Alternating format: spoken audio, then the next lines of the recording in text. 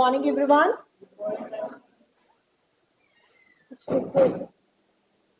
Good morning. क्या हुआ बेटा? जबरदस्ती विजय या खुशी से है?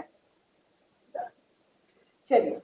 सो गाइस, 12th के बाद अभी आप फाउंडेशन की जर्नी स्टार्ट करने जा रहे हैं।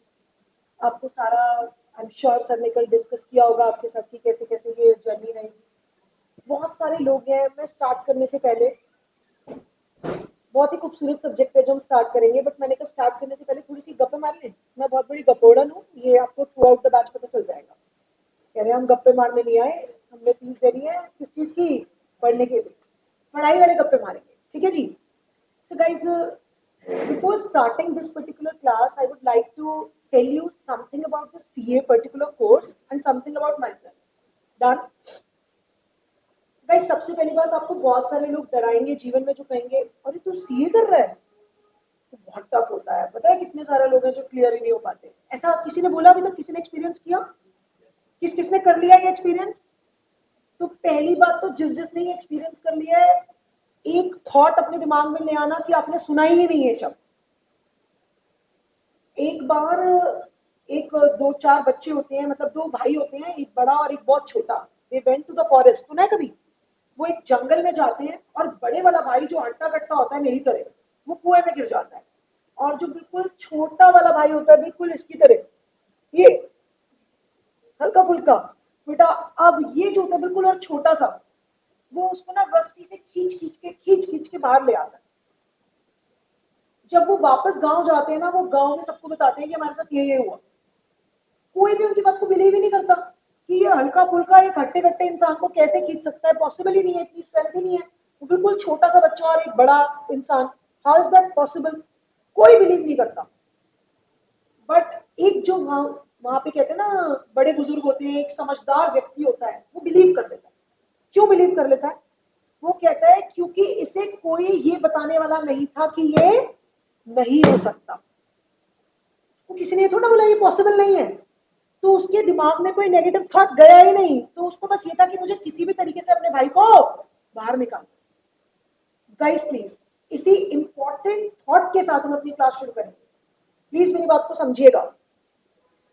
कोई भी एक्स वाई जेड आपको बोले सी टफ है, तेरे लिए होगी, मेरे लिए, तो सबसे पहले तो इस थॉट को इरेडिकेट कर देना। सीए टफ उनके लिए जो डिसिप्लिन नहीं है। सीए का कोर्स टफ उनके लिए है जो डेडिकेटेडली अपना काम, रोज का काम रोज नहीं कर सकते। अदरवाइज जैसे आप अगर 12th में अपने स्कूल जाते थे, फिर अपना क्लासेस वगैरह, ट्यूशन वगैरह का होमवर्क करते थे और खुद प्रैक्टिस करते थे, अगर एग्जैक्टली आप सीए में भी कर रहे हो तो सीए में कुछ भी टफ नहीं है। बस पता है क्या होता है, क्योंकि हमारी स्कूलिंग खत्म हुई होती है, नए नए फर मिले होते हैं कि अब कहीं रोज जाना नहीं है। वी किल टाइम बेटा। First you kill time, then time will kill you. ये तो जीवन का दस्तूर है ना। जो आज मेहनत करेगा वो कल फल पाएगा, जो आज मजे मारेगा वो कल रिक्शा चलाएगा। सिंपल सी बात है। Make sense? तो पहली बात तो अपने दिमाग से बिल्कुल डर निकाल देना। ऑनेस्टली स्पीकिंग सीए टफ नहीं है। जैसे जैसे हम प्रोसीड करेंगे मैं आपके साथ शेयर करूंगी बहुत सारे ऐसे एग्जांपल्स, और मैं आपको प्रूफ दूंगी इस बात का कि सीए बिल्कुल भी क्या नहीं है, टफ नहीं है। बस हाँ, इसमें कॉन्टिन्यूस डेडिकेशन और क्या चाहिए? डिसिप्लिन। डन। बस रोज का काम जो टीचर दे साथ के साथ कर लिया, जीवन सेट है, आसान है। और इसका मतलब ये नहीं है कि हम जीना छोड़ दें। सीए कर रहे हैं, आप पता है तुझे कुछ नहीं है तेरी जिंदगी में, बेकार की बातें। आप सीए गाइस देखो, 6 महीने 2 महीने की जर्नी तो है नहीं, 5 साल का कोर्स है, 4.5 5 साल का क्या है कोर्स है। तो हमें इस लंबी जर्नी को एंजॉय करते हुए चलना है ना। ऐसा थोड़ा ना है कि एक ही दिन में बस अपनी पूरी वो लगा लेंगे और पागलों की तरह फिर दूसरे दिन डिप्रेशन, भाई हमने तो बहुत ज्यादा वो कर लिया। इस जर्नी को क्या करना है हमें? एंजॉय। तो एक प्रॉपर सिस्टमैटिक अप्रोच फॉलो करेंगे, definitely the journey is going to be interesting, fun filled, thrilling, सब कुछ होगा इसमें। Done guys, I am going to start your beautiful subject. जिस सब्जेक्ट का नाम है बिजनेस लॉ। सुना है ना? लॉ का नाम सुना है कभी? अभी बहुत सारी बातें करेंगे। पहले मैं अपना नाम भी बता दूं, सब्जेक्ट का नाम बता दिया। I am CA Jyoti Madan Sabra. Guys, और मुझे बड़ी खुशी होती है जब मैं ये दो वर्ड्स अपने नाम के साथ लगाती हूँ। बड़ी मेहनत से मैंने भी हासिल किए थे। C chartered accountant, done. Guys I am sorry, मैं आपके साथ ये बता रही हूँ, मुझे 12 इयर्स हो गए इनटू टीचिंग। बीच में मैंने स्मॉल गैप भी लिया था, when I had my baby, तो मैंने स्मॉल गैप भी लिया। बट 12 साल से आई एम इनटू टीचिंग, और उसके अलावा मैं प्रैक्टिस में भी हूँ along with my husband. 3 days I am into teaching and 3 days I am into practice. और उसके अलावा अगर मैं बात करूं आपके साथ, सबसे पहले मैंने स्टार्ट किया था अपना कार्यक्रम बार्कलेस बैंक के साथ। किसी ने नाम सुना है? Before entering into the teaching I was with Barclays bank. It's a UK based bank. कभी सुना है बार्कलेस प्रीमियम लीग? वो फुटबॉल लीग होती है, फुटबॉल कभी सुना हो? ये भी नहीं सुना? चलिए, तो गाइज यूके बेस्ड बैंक है और 60 कंट्रीज में ऑपरेट होता है। सबसे पहले मेरी नौकरी वही थी, उन्हीं के through I was based in London. मैं वहीं चली गई थी। बट फिर बेटा मैंने 3 इडियट्स मूवी देखी, तब नई नई आई थी, और चौथा इडियट मेरा बनने का मन था। उसमें ये था कि जो आपका पैशन है उसे फॉलो करो। मैंने नौकरी वोकरी छोड़ी और मेरा पैशन क्या था? Teaching, and I started with the teaching, done. क्योंकि बहुत बार ऐसा होता है, हम पूरी जिंदगी वो करते रहते हैं जो हमारा मन नहीं होता, और फिर एंड में रिग्रेट करते हैं, यार लाइफ निकाल दी और वो नहीं कर पाए जो करने की क्या थी, इच्छा थी। एंड आई वांटेड कि पैसे चार कम भी हो चलेगा, बट करना वो है जो जीवन में क्या है, अपनी इच्छा। सो this is little bit introduction about me. अब दिल खोल के बात करेंगे बेटा, बहुत ही खूबसूरत सब्जेक्ट जिसका नाम क्या है, बिजनेस लॉ। साइड में रखते हैं बिजनेस लॉ को भी। गाइज मैं आपके साथ बिजनेस लॉ भी शुरू करने से पहले एक बात करूंगी। आप में से किसी ने नाम सुना है लॉ? लॉ क्या है? बोलिए, लॉ क्या है? सिर्फ मेरे साथ बात करेंगे बड़े आराम से, कंफर्टेबली। कोई भी गाइस, हम इसे इंटरेक्टिव क्लास रखेंगे, ऐसा नहीं रखेंगे सिर्फ मैं बोल रही हूँ आप सुन रहे हैं, मतलब मजा आना चाहिए। डन। लॉ क्या है बेटा? कुछ तो बोलो। Rules and regulations. किसी ने कहा रूल्स एंड रेगुलेशन, डन। और कोई ऐड करते हैं यार इसमें?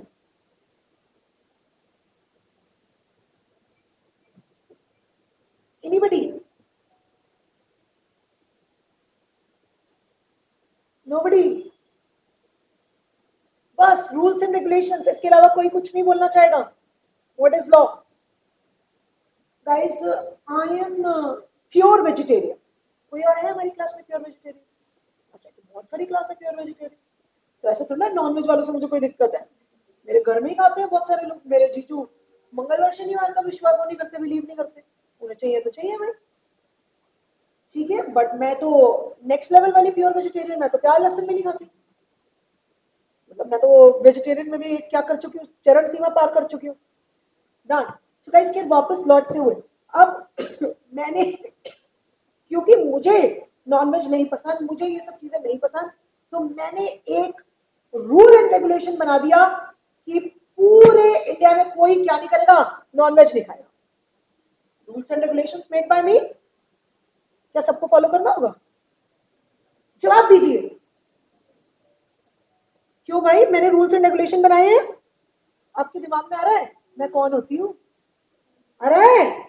बोलिए, यही मुझे आपके दिमाग में पैदा करना है, अंदर से ये पैदा होना चाहिए थॉट। अरे भाई, होती कौन है ये बोलने वाली की? आप क्या नहीं करोगे, पूरी दुनिया, पूरे इंडिया में कोई और नॉनवेज नहीं खाएगा। Try to understand. Law rules and regulations है, बट कैसा rules and regulations? Made by, मेरी बात ध्यान से सुनिएगा जो मैं अगला लाइन बोल रही हूं, मेड बाय कॉम्पिटेंट अथॉरिटी। बेटा क्या बोला मैंने? मेड बाय कॉम्पिटेंट अथॉरिटी, जिसके पास पावर है टू मेक द लॉ, जिसके पास पावर है to make the law. Guys, मैं अपने घर में ये रूल बना सकती हूँ कि नॉनवेज नहीं आएगा और सबको फॉलो करना पड़ सकता है। यस, वहां पे मेरे पास क्या है, पावर है। बट मैं कहूं कि पूरे इंडिया में कोई नॉनवेज नहीं खाएगा, can I make this kind of a law? I am not the competent person to make such a law. Competent person कौन है? जिसके पास पावर है। वो पावर कहां से आएगी? मेरे घर में मेरे पास ये पावर कहां से आई? भाई क्योंकि I am the one of the main leading member हूँ, तो हाँ मुझे वहां से क्या हो गई, ये पावर मिल गई। सब मेरे घर के जो मेंबर्स हैं उन्होंने मुझे इलेक्ट कर लिया कि हाँ जो ज्योति बोल रही है वही करेंगे। उनकी ऑथराइजेशन से ही मुझे क्या मिली, ये पावर मिली कि मैं अपने घर में क्या बना सकती हूँ, रूल्स एंड रेगुलेशन। अब इंडिया में रूल्स एंड रेगुलेशंस बनाने की पावर कहां से आती है, कॉन्स्टिट्यूशन से आती है। हमारा संविधान, भारत का संविधान, हमारे कॉन्स्टिट्यूशन के अंदर बहुत सारे आर्टिकल्स हैं। तो हमारे कॉन्स्टिट्यूशन के अंदर एक आर्टिकल के अंदर ये पावर दी गई है कि लॉ कौन बनाएगा। बेटा मैं आपको प्लीज ध्यान से सुनिएगा, मैंने कहा हमारे कॉन्स्टिट्यूशन के अंदर कहते हैं 3 लिस्ट है, एक है यूनियन लिस्ट, एक है स्टेट लिस्ट और एक है कॉन्करेंट लिस्ट, शेड्यूल 7 में। बेटा कौन से वाले शेड्यूल में, शेड्यूल 7 में, कॉन्स्टिट्यूशन का शेड्यूल 7। उसके अंदर 3 लिस्ट है। पहली लिस्ट कौन सी बोली मैंने, बोलिए बेटा, यूनियन लिस्ट। दूसरी लिस्ट कौन सी बोली, स्टेट लिस्ट। तीसरी लिस्ट कौन सी बोली, कॉन्करेंट लिस्ट। बेटा उन तीनों लिस्ट के अंदर कुछ मैटर्स बता रखे हैं। क्या बता रखे हैं बेटा, मैटर्स बता रखे हैं। यूनियन लिस्ट, वो मैटर्स होंगे उस यूनियन लिस्ट के अंदर, लिस्ट नंबर वन, वो मैटर्स होंगे जो नेशनल इंपॉर्टेंस के, जो पूरे इंडिया के लिए क्या है, इंपॉर्टेंट है। तो ऐसे मैटर्स पे लॉ कौन बनाएगा, पार्लियामेंट। कहां पे बनेगा लॉ, पार्लियामेंट। मेक सेंस और नॉट। दूसरी लिस्ट है बेटा, कौन सी लिस्ट, स्टेट लिस्ट। जैसे मैंने कहा स्टेट लिस्ट के ऊपर मैटर, स्टेट लिस्ट में कौन से वाले मैटर्स हैं जो हर स्टेट के इंडिविजुअल इंपॉर्टेंस के, स्टेट वाइज है, उन पे लॉ कौन बनाएगा, स्टेट कौन, जो हम बोलते हैं स्टेट लेजिस्लेटिव असेंबली, वहां पे बनेगा लॉ। डन। तीसरा मेरे पास आता है मेरे बच्चे, कॉन्करेंट लिस्ट। नाम से पता चल रहा है कॉन्करेंट, दोनों। कुछ ऐसे मैटर्स जो लिस्ट 1 में भी नहीं है और जो लिस्ट 2 में भी नहीं है, हमने कहा जो दोनों के लिए इंपॉर्टेंट है, नेशनल लेवल पे भी और स्टेट लेवल पे भी, हमने कहा कि उसकी पावर हमने किसको दे दी, दोनों को दे दी, यूनियन और स्टेट को, कि दोनों उसमें क्या कर सकते हैं, लॉ बना सकते हैं। सो गाइस प्लीज 1 मिनट मेरे साथ, मैंने कहा कॉम्पिटेंट अथॉरिटी कौन है, प्लीज ध्यान से सुनिए। आप लोग मेरे साथ, मुझे सिर्फ कनेक्ट करके कहीं पे लेके जाना है गाइस। एक होता है सिर्फ सीधा शुरू कर दो, चैप्टर पढ़ाना शुरू कर दिया। एक है कि हम लॉजिक में जाए कि हम क्या पढ़ रहे हैं और उसे क्यों पढ़ रहे हैं, वो कहां से आया, तो मजा आ जाता है ना चीज में। तो अगर मैं बात करूं, हम लॉ पढ़ने वाले हैं, बिजनेस लॉ पढ़ने वाले हैं, बट मैंने कहा बिजनेस लॉ पे जाने से पहले ये तो जान ले कि हमारे जो लॉज हैं वो बनते कैसे हैं। मैंने कहा या तो वो कौन से लॉ है, यूनियन लिस्ट मैटर्स है, या फिर वो स्टेट लिस्ट मैटर्स है, या फिर वो क्या है, कॉन्करेंट लिस्ट मैटर्स है। तो यूनियन लिस्ट मैटर्स बेटा parliament, state list matters state legislative assembly, और बेटा तीसरा वाला कॉन्करेंट जिसमें दोनों के पास पावर। Done guys. अच्छा वो कैसे होता है उसके ऊपर अभी हम नहीं जा रहे हैं, हौले हौले मैं आपको मेच्योर करूंगी। अभी नया नया 12th से बाहर निकले हो बेटा, कल ही हो, फूल खिलाना है, धीरे धीरे खिलाएंगे। डन। आइए बेटा, welcome. Thank you so much. I'll request you sit here so that I can see you if you are okay. अगर if you are want to sit here, thank you so much. मतलब मुझे मजा आता है जब ज्यादा से ज्यादा लोगों से मेरा आई कांटेक्ट मेंटेन होता है। Done.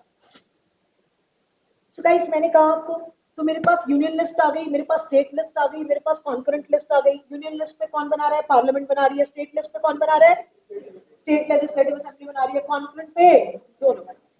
बट अगर दोनों के बीच में डिशुम डिशुम हो गई, अगर दोनों के बीच में डिशुम डिशुम हो गई, मतलब एक मैटर पे सेंट्रल वाले भी लॉ बना रहे हैं, पार्लियामेंट में भी बन रहा है, स्टेट में भी बन रहा है, तो ऑब्वियसली आपको पता है जीतेगा कौन। अगर घर में मम्मी और पापा की लड़ाई हो जाए, जीतता कौन है, पापा। कह रहे मम्मी, सबके घर के अलग अलग रूल, किसी के घर में पापा, किसी के घर में मम्मी। बट यहाँ पे मैं कह रही हूँ जो जनरल ट्रेंड होता है वो क्या होता है, पापा, कि मेल डोमिनेटिंग हमारा इंडिया सोसाइटी है तो पापा जीत जाते हैं। तो यहाँ पे भी पापा कौन है, पार्लियामेंट। तो विनर कौन हो जाएगा, पार्लियामेंट। तो कौन से वाला लॉ प्रिवेल करेगा, जो पार्लियामेंट में बना। अगर दोनों के बीच में क्या हो गया, कॉन्फ्लिक्ट, डिशुम डिशुम। मेक सेंस और नॉट गाइस। अब मैंने कहा कि हमारे पास, हमें समझ में आ गया कि हमारे कॉन्स्टिट्यूशन, हमारे संविधान के अंदर 3 लिस्ट है। Union list, state list, concurrent list. उनमें मैटर्स बताए गए हैं कि कौन से मैटर पे कौन लॉ बनाएगा। यूनियन लिस्ट में वो मैटर्स हैं जिसके ऊपर लॉ कहां पे बनेगा, पार्लियामेंट में। स्टेट लिस्ट में वो मैटर्स हैं जिसके ऊपर लॉ कौन बनाएगा, स्टेट लेजिस्लेटिव असेंबली। और कॉन्करेंट लिस्ट में दोनों के पास पावर है कि वो क्या बना सकते हैं, लॉ बना सकते हैं। कभी भी डिशुम डिशुम हुआ तो प्रिवेल कौन करेगा, जीतेगा कौन। मेक सेंस और नॉट। अब एक बात बताइए, हमें ये जानना है कि जो हम अपने सिलेबस में पढ़ने वाले हैं, हम जो अपने सिलेबस में पढ़ने वाले हैं वो कौन से वाले लॉज हैं, मेड बाय पार्लियामेंट या फिर made by state legislative assembly. हम सिर्फ वो एक्ट्स पढ़ने वाले हैं, प्लीज ध्यान से सुनिएगा, जो है सेंट्रल एक्ट्स। और central acts are made by whom, parliament. तो हमारे सिलेबस का हिस्सा जो हम पढ़ेंगे बेटा, प्लीज एवरीवन, हमारे सिलेबस का हिस्सा जो हम पढ़ने वाले हैं वो कौन है, सिर्फ और सिर्फ कौन से एक्ट, सेंट्रल एक्ट। अच्छा मैं इस पे जाऊं अभी, उससे पहले मैं एक चीज दिखाऊं गाइस, देखिएगा। अगर मैं अपने कंट्री इंडिया की बात करूं, राज्य में किसकी बात कर रही हूं, इंडिया की बात करूं, हमारे पास 3 बॉडीज हैं। एक है लॉ मेकिंग बॉडी,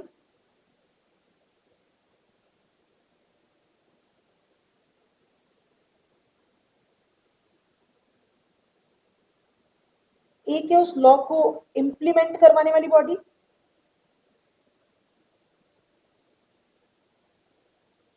और एक है बेटा उस लॉ को अगर कभी लड़ाई हुई तो इंटरप्रेट करने वाली बॉडी।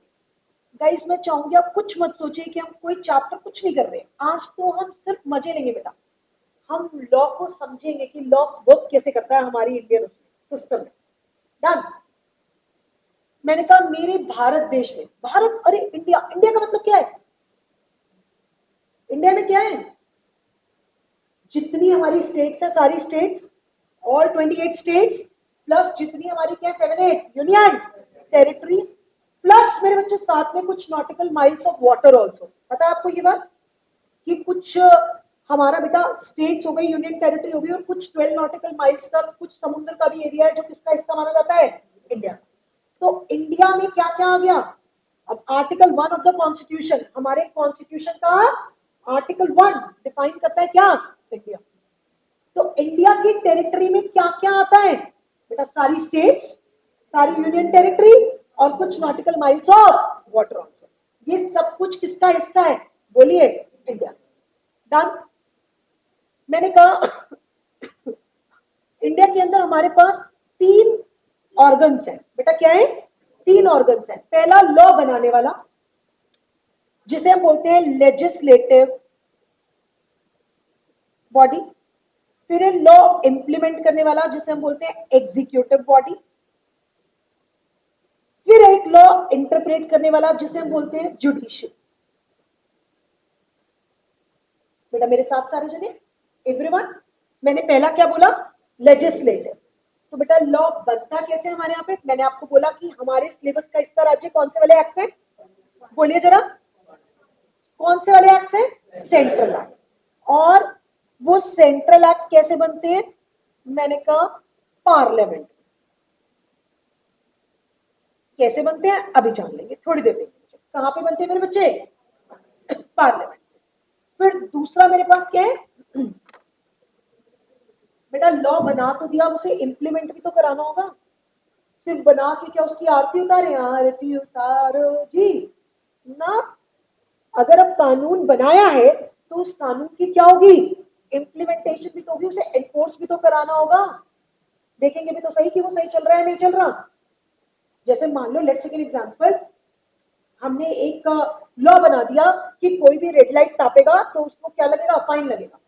अगर किसी ने एक्सीडेंट करा तो उसके ऊपर फाइन लगेगा, फाइन पेनल्टीज वगैरह लगा दी। कोई हेलमेट के बिना अगर 2 व्हीलर चला रहा होगा तो उसके ऊपर क्या ठोकेंगे, फाइन ठोकेंगे। अब ये कानून तो बन गया, लॉ तो बन गया।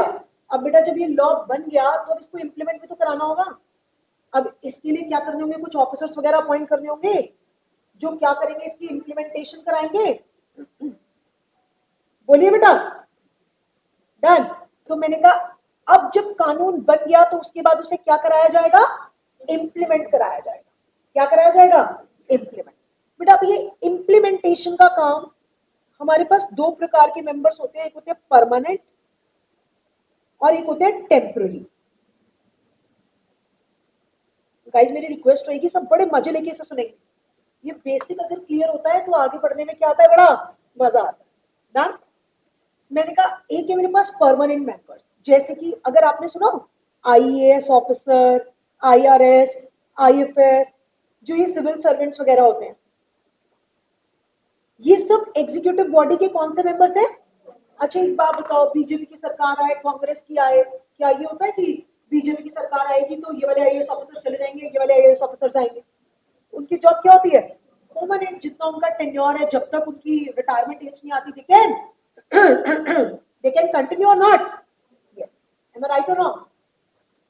बट बेटा कुछ कैसे मेंबर्स होते हैं, टेम्पररी, जैसे जो मिनिस्टर्स होते हैं, प्राइम मिनिस्टर। अभी बेटा हमारे मोदी जी की सरकार चल रही है, मतलब मैं किसी के यहाँ पर फेवर में नहीं, किसी के अगेंस्ट में नहीं, बट मैं एक बात बोल रही हूँ, मतलब जो मोदी भक्त होंगे वो तो कह रहे हैं अब की बार 400 के पार। सुना हो अगर आपने, इलेक्शन आ रहे हैं उनके तो नारे चल रहे हैं आपकी बार 400 के पार। सो प्लीज एवरीवन, अब जो ये टेम्पररी है इसमें कौन से बेटा, जो रूलिंग पार्टी हो गई, उसके जो मिनिस्टर्स वगैरह हो गए, प्राइम मिनिस्टर वगैरह हो गए, वही लोग क्या करवाते हैं, उसको इम्प्लीमेंट करवाते हैं। तो बेटा टेम्पररी में क्या आ गए मेरे, पीएम आ गए और जो अदर मिनिस्टर्स वगैरह आ गए। जैसे अगर आपने सुना हो कभी, सुना है ministry of finance, ministry of corporate affairs. अच्छा एक अभी हमारी बहुत ही प्यारी देवी है निर्मला सीतारमन जी, सुना है उनका नाम, देखा है कभी न्यूज़पेपर में, न्यूज में, कहीं पे भी। अगर नहीं देखा तो प्लीज, नहीं सुना तो रेज योर हैंड, बहुत ऑनेस्टली, क्योंकि मुझे जानना है, उसी हिसाब से मुझे अपने बच्चों को आगे लेके चलना है। बहुत ऑनेस्टली बताइए किस किसने नहीं सुना, जो झूठ बोले से पाप चढ़े। नहीं सुना फिर ना, कई एक ये जो फोबिया होता है ना यार, इतने लोगों को पता है मुझे नहीं पता, ये अपने दिल में से निकाल देना। इसीलिए मैं बोल रही थी, पूछ रही थी, रिमूव इट। कोई स्ट्रेस नहीं कि इतनों को पता है मुझे नहीं पता, हम सब यहाँ पे बैठे किस लिए हैं, सीखने के लिए। नहीं पता तो आप सीख जाएंगे ना। तो कभी भी प्रेशर नहीं लेंगे, अगर पूरी क्लास कह रही है मुझे पता मुझे नहीं पता, भी कॉन्फिडेंट नहीं पता यार, क्लियर है ना, डन। तो गाइस मिनिस्ट्री ऑफ फाइनेंस, जैसे आप देखते हो हर साल बजट आता है, ये तो सुना होगा ना कि स्लैब रेट्स रिवाइज होते हैं, इनकम टैक्सेशन वगैरह के, ऐसा सुना है कुछ, डन। तो बेटा वो बजट जैसे अभी हमारा किसने प्रेजेंट किया था, निर्मला सीतारमन जी ने, डन। तो मिनिस्ट्री ऑफ फाइनेंस उनके पास है, किसके पास है, निर्मला सीतारमन जी के पास। मिनिस्ट्री ऑफ कॉर्पोरेट अफेयर्स की हेड भी वही है, दो मिनिस्ट्री है जिनको वो देख रहे हैं। मिनिस्ट्री ऑफ होम अफेयर्स किसी के पास है, शायद अमित शाह जी के पास है। मिनिस्ट्री ऑफ डिफेंस हमारे उनके पास है, राजनाथ सिंह जी के पास। तो डिफरेंट डिफरेंट मिनिस्ट्रीज और डिफरेंट डिफरेंट उनके कौन हो गए, लीडर्स हो गए, मिनिस्टर्स हो गए। तो क्या वो परमानेंट है या टेम्परेरी है, मतलब अब एक बार अगर उन्हें मिनिस्ट्री मिल गई तो अब जीना मरना यहीं पे 65 साल की उम्र तक, जब तक रिटायरमेंट नहीं आती ना भाई। अगली बार इलेक्शन में अगर कोई और पार्टी जीत गई तो उनके क्या हो जाएंगे, रूलिंग पार्टी के, वो वाली पार्टी रूलिंग पार्टी हो जाएगी और उनके मिनिस्टर्स आ जाएंगे आपकी जगह पे। I hope this make sense, done. So बेटा मैंने कहा लॉ बन कहां पे रहा है, सेंट्रल एक्ट कहां पे बन रहे हैं, पार्लियामेंट में। और अगर यहीं पे मेरे बच्चे स्टेट एक्ट है तो वो कहां पे बन रहे हैं, स्टेट लेजिस्लेटिव असेंबली में। वो कहां बन रहे हैं, स्टेट लेजिस्लेटिव असेंबली, पार्लियामेंट में बन रहे हैं। उन्हें इंप्लीमेंट कौन करवा रहा है, कुछ परमानेंट और टेम्परेरी मेंबर्स मिलकर। वो परमानेंट मेंबर्स कौन है, IAS, IFS, RS, IRS officers. Temporary members कौन है, जो रूलिंग पार्टी वगैरह के प्राइम मिनिस्टर या फिर हमारे क्या हो गए, other minister. Make sense guys, जीवन जितना आसान दिखता है ना उतना आसान होता थोड़ी ना है। अगर हो जाए तो फिर होना ही क्या है, मैं राइट और रॉन्ग, लगता है ना कितना आसान जीवन है, बट फिर पता चलता है। अभी मैम का मेरे पास कॉल आया, मैं 11:26 पे कॉल आया, मैं यहीं पे थी बिल्कुल, सेंटर के बिल्कुल बाहर ही। तो मैम का कॉल आया, मैम कहाँ हुआ, मुझे लगा पता नहीं क्या हुआ, मैम आज 11:26 हो गए, 11:30 की क्लास में मैम आई नहीं, कहाँ हूँ। मैंने कहा आज क्या है, तो मैम आपकी क्लास है, मेरी कौन सी क्लास है, मेरी तो 2:30 बजे क्लास, 2 बजे क्लास होती है। मैम ऐसे मत बोलो, फर्स्ट क्लास थी आपकी, मैंने कल आपको मैसेज भी डाला। मैंने कहा कौन सा मैसेज, मैंने तो देखा ही नहीं। उनकी बेचारी की क्या हो गई, हार्ट बीट ऊपर के ऊपर, नीचे के नीचे, अंदर बच्चे बैठे हैं, मैम क्या मजाक कर रही है। मेरी मैम ऐसे मत करो, मैंने कहा बाहर आ गई। हाँ ठीक है, आपने मेरी सांसें अटकवा दी। भाई मतलब जीवन उनको जितना आसान दिख रहा है उतना था थोड़ी ना, मैंने मजे ले लिए 2 मिनट में उनकी बैंड उठवा दी। ओए, फिर वो भी मेरे से मजे ले रही, अभी मेरा आईपैड कनेक्ट नहीं हो रहा था, कह रही मैम ये उस दिन वाली प्रॉब्लम तो नहीं हो रही। मैंने कहा मतलब बदला ले रहे हो आप? मैंने अभी आपसे मजे लिया, आप मेरे से ले रहे हो कि मेरी क्लास में मैं लिखूंगी कैसे, दिक्कत हो जाएगी मेरे को तो। गाइस जीवन जितना आसान दिखता है उतना आसान नहीं होता। कई बार हम लॉ बना तो देते हैं, बट एक इंसान लॉ पढ़ता है, उसका मीनिंग कुछ और निकालता है, दूसरा पढ़ता है उसका मीनिंग कुछ और निकालता है, और फिर क्या होती है? लड़ाई।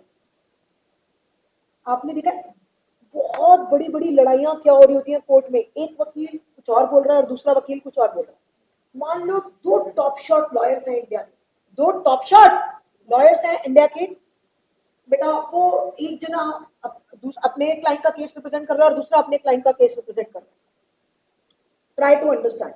बेटा वो तो अपने उसके फेवर से बोलेगा, वो दूसरा वाला अपने क्लाइंट के फेवर से बोलेगा। अब आप मुझे एक बात बताइए, सेम बात लिखी हुई है लॉ में, सिर्फ रीड करने का तरीका क्या हो जाएगा? मीनिंग अलग अलग निकालेंगे और अपने क्लाइंट को जितवाने की क्या करेंगे? कोशिश। मैं आपको एक एग्जांपल दे रहा हूं, आप जब आगे बढ़ेंगे तो आप जैसे मैं एक बहुत ही बेसिक सा एग्जांपल लेती हूँ, मजा आएगा। हमारा मोटर व्हीकल एक्ट है, एक कौन सा एक्ट है बेटा? मोटर व्हीकल एक्ट है।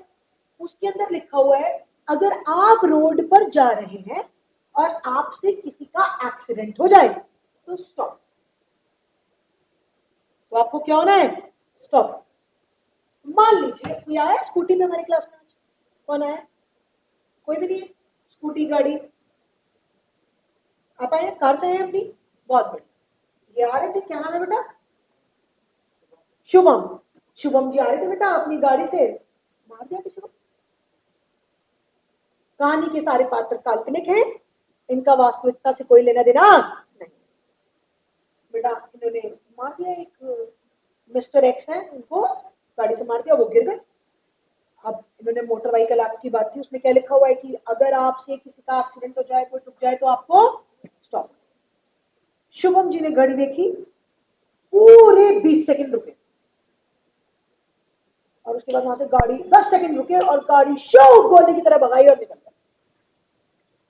बेटा अब इनके ऊपर केस फाइल हो गया हिट एंड रन का। कौन सा केस फाइल हो गया? हिट एंड रन का। अब इनके वकील साहब कहते हैं आप सीसीटीवी कैमरा देख लो, मेरा क्लाइंट रुका था पूरे 10 सेकंड।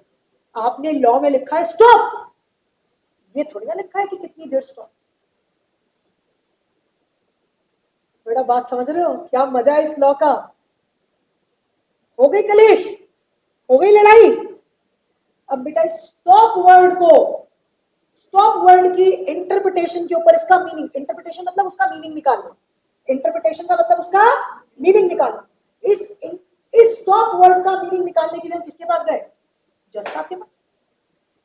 जज साहब वो कहेंगे वेलकम, आपका स्वागत है, बताइए क्या हुआ? जी ऐसे ऐसे कलेश है, कह रहे जी ये स्टॉप हुए 10 सेकंड के लिए, मेरे हिसाब से तो ये स्टॉप नहीं माना जाएगा। जज साहब ने जब इंटरप्रिटेशन दी, जज साहब ने भी क्या कहा कि जब लॉ मेकर ने लॉ बनाया था तो उसका मकसद क्या था ऐसे मोटर व्हीकल एक्ट में स्टॉप वर्ड लिखने का, कि किसी भी पर्सन से अगर कोई ऐसी हरकत हो तो सामने वाले को फर्स्ट एड वगैरह प्रोवाइड हो जाए, कोई बेनिफिट मिल जाए उसे। ये थोड़ी ना था 10 सेकंड रुके और भागी। तो इस स्टॉप वर्ड को क्या किया गया? इंटरप्रेट किया गया, और स्टॉप वर्ड का मीनिंग क्या निकाला गया? कि कुछ रीजनेबल टाइम होना चाहिए कि सामने वाले को फर्स्ट एड वगैरह प्रोवाइड हो जाए। तो क्या इस केस में जो शुभम ने किया वो हिट एंड रन माना जाएगा या नहीं? Yes, I hope you are getting it. अरे स्वाद, बोलिए यार, अरे स्वाद। मेरा मकसद ये है कि जो लोग ये माइंडसेट रखते हैं या रखवाते हैं बच्चों के दिमाग में कि थ्योरी सब्जेक्ट में रट्टे लगाने होते हैं, थ्योरी सब्जेक्ट में नींद आती है, बोरिंग होता है, मुझे ये कॉन्सेप्ट बिल्कुल 100% बीट करने में मजा आता है। You can ask my students, अगर आपको कोई XYZ ट्रेंड पुराना कभी पढ़ा हो पूछना, तो आपको पता चलेगा कि ये मेरी जिद होती है कि मेरी क्लास में ना मैं किसी को सोने दूंगी, और मैं उसे इंटरेस्ट भी पैदा करके रखूंगी कि थ्योरी सब्जेक्ट्स उसको क्या लगने चाहिए? मजे। अभी मैं आपको बताऊंगी why theory subjects are so important. ध्यान बेटा देखिए जरा। तो राज्य मैंने क्या बोला, सबसे पहले मैंने क्या बात करी, इंडिया, इंडिया भारत, भारत के अंदर क्या क्या आ गया, सारी स्टेट्स आ गई, सारी यूटी आ गई, और कुछ नॉटिकल माइल्स वाटर भी आ गया। डन। इंडिया में 3 ऑर्गन्स है मेरे पास, लॉ बनाने वाला अलग, लॉ इंप्लीमेंट करने वाला अलग, और लॉ को इंटरप्रेट करने वाला अलग। 3 ऑर्गन सिस्टम। पहला ऑर्गन क्या कर रहा है, लॉ को बना रहा है, उसका नामकरण करा मैंने क्या, लेजिस्लेटिव। बेटा हमारे सिलेबस में जो एक्ट्स है वो कौन से वाले हैं, और उन सेंट्रल एक्ट्स को बनाने का कार्यक्रम कौन करेगा, बोलिए बेटा, पार्लियामेंट करेगी। कौन करेगा, पार्लियामेंट। पार्लियामेंट में उनको बनाने का प्रोसीजर क्या रहता है बेटा, अच्छा पार्लियामेंट में सिर्फ क्या जो रूलिंग पार्टी होती है सिर्फ उसी के मिनिस्टर्स होते हैं, दोनों होते हैं। एक्सीलेंट। मैं मतलब अगर किसी को नहीं पता तो ये भी सुन लीजिए, पार्लियामेंट में सिर्फ कौन नहीं होती, बीजेपी नहीं होंगे, दोनों होंगे ना। प्रोसीजर क्या रहता है बेटा, सबसे पहले एक बिल बनता है।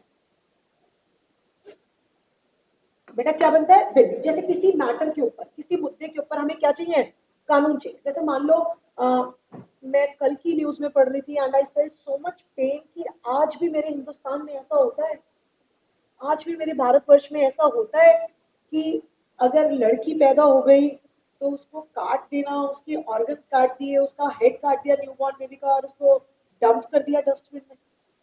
I felt so much pain. I have a daughter, 5 years old daughter, और honestly speaking मैं डेली सुबह उठती हूँ उसकी पैर छूती हूँ, मतलब I treat her as a baby. That is what is our culture. And what kind of a system is this यार कि आज भी मेरे भारतवर्ष में ऐसा हो रहा है। अगर आप में से किसी ने सुना हो, राजस्थान में तो बहुत ज्यादा होता था कि बेटियों को पैदा होते ही मार देना। हरियाणा में तो टॉप शॉट। हरियाणा में एक गांव था जहाँ पे कुछ, अगर सत्यमेव जयते का, आमिर खान जी का एक एपिसोड भी आया था कि वहां पे लड़कों की एज इतनी ज्यादा होती जा रही है, शादी करने के लिए क्या नहीं है, लड़कियां ही नहीं है, तुमने छोड़ी नहीं, मार मूर दी, करवा लो लड़कों लड़कों की शादी, ले लो मुझे। ट्राई टू अंडरस्टैंड, अब नाउ रिग्रेटिंग, क्योंकि वहां पे क्या नहीं है, फीमेल पॉपुलेशन ही नहीं बची। सो गाइस अब ऐसे जो हादसे हो रहे थे वहां पे, तो वहां पे गवर्नमेंट ने क्या बनाया बेटा, एक कानून बनाया कि जैसे ये हमारा लॉ बना था एक, क्यों बना था ये लॉ, अब कोई एक लॉ बनाया गया कि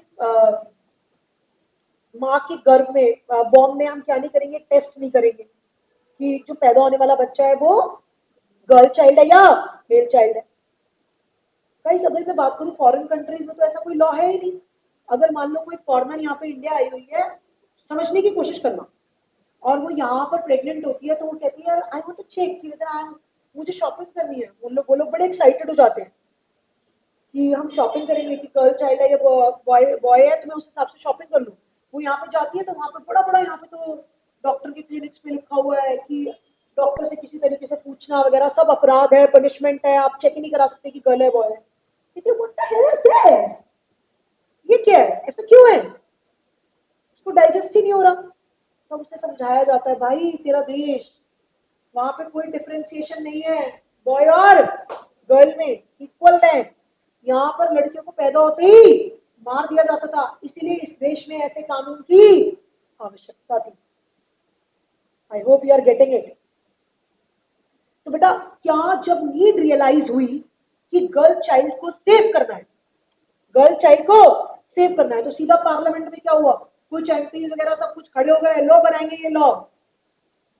बेटा सबसे पहले कुछ एजुकेटेड लोग जो होते हैं, टीम होती है, वो क्या बनाती है, बिल। क्या बनता है बेटा, बिल।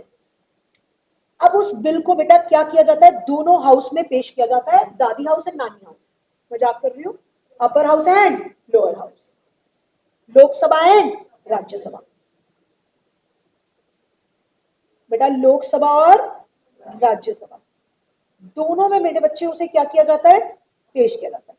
जब वो लोकसभा और राज्यसभा दोनों जगहों पे क्या हो जाता है, अप्रूव हो जाता है, फिर उसको भेजा जाता है प्रेसिडेंट साहब के साथ पास। प्रेसिडेंट साहब कौन है अभी हमारे, प्रेसिडेंट द्रौपदी मुर्मू जी। प्रेसिडेंट साहब जी के पास भेजा जाता है, फिर प्रेसिडेंट साहब, मेरे साथ ध्यान से सुनेंगे, मैं एक वर्ड बोलने जा रही हूँ, उस बिल को अपना एसेंट देते हैं। राज्य क्या देते हैं, जोर से बोलिए, एसेंट का मतलब होता है मंजूरी। प्रेसिडेंट साहब उसे क्या देते हैं? अपनी मंजूरी। जब प्रेसिडेंट साहब उसे अपनी मंजूरी दे देते हैं, एसेंट दे देते हैं, तो बेटा वो बन जाता है क्या? एक्ट। बेटा तो वो क्या बन जाता है? तो बेटा एक सेकंड जरा मेरे साथ आएंगे प्लीज एवरीवन। मैंने क्या कहा? लॉ बनाने का प्रोसीजर, लॉ मेकिंग हमने कहा लेजिस्लेटिव। सेंट्रल लॉज कहां पे बनेंगे? पार्लियामेंट में बनेंगे।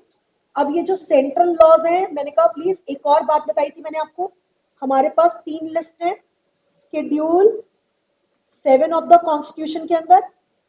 यूनियन लिस्ट, बोलो बेटा, स्टेट लिस्ट एंड राज्य तीसरी कॉन्करेंट लिस्ट। इन तीनों लिस्ट में हमें मैटर्स दे रखे हैं कि कौन से मैटर्स पे कौन कानून बना सकता है। तो यूनियन लिस्ट पे जो मैटर्स लिखे हुए हैं उसके ऊपर कानून कौन बनाएगा? पार्लियामेंट। यूनियन लिस्ट में लिखे गए मैटर्स के ऊपर कानून कौन बनाएगा? पार्लियामेंट। और उसे बनाने का प्रोसीजर क्या रहेगा राजे? बोलिए। पहले एक बिल आएगा, वो बिल दोनों हाउसेस में क्या किया जाएगा? पेश किया जाएगा। जब दोनों हाउसेस में अप्रूव हो जाएगा तो फिर मेरे बच्चे क्या होगा? प्रेसिडेंट साहब को दिया जाएगा। प्रेसिडेंट साहब उसे अगर अपनी मंजूरी दे देंगे, और मंजूरी को क्या वर्ड बोलते हैं? जोर से बोलिए। एसेंट दे देंगे तो वो क्या बन जाएगा बेटा? बोलिए। और फिर उस एक्ट को, बेटा ध्यान से सुनेंगे, फिर उस एक्ट को नोटिफाई किया जाएगा ऑफिशियल गैजेट में।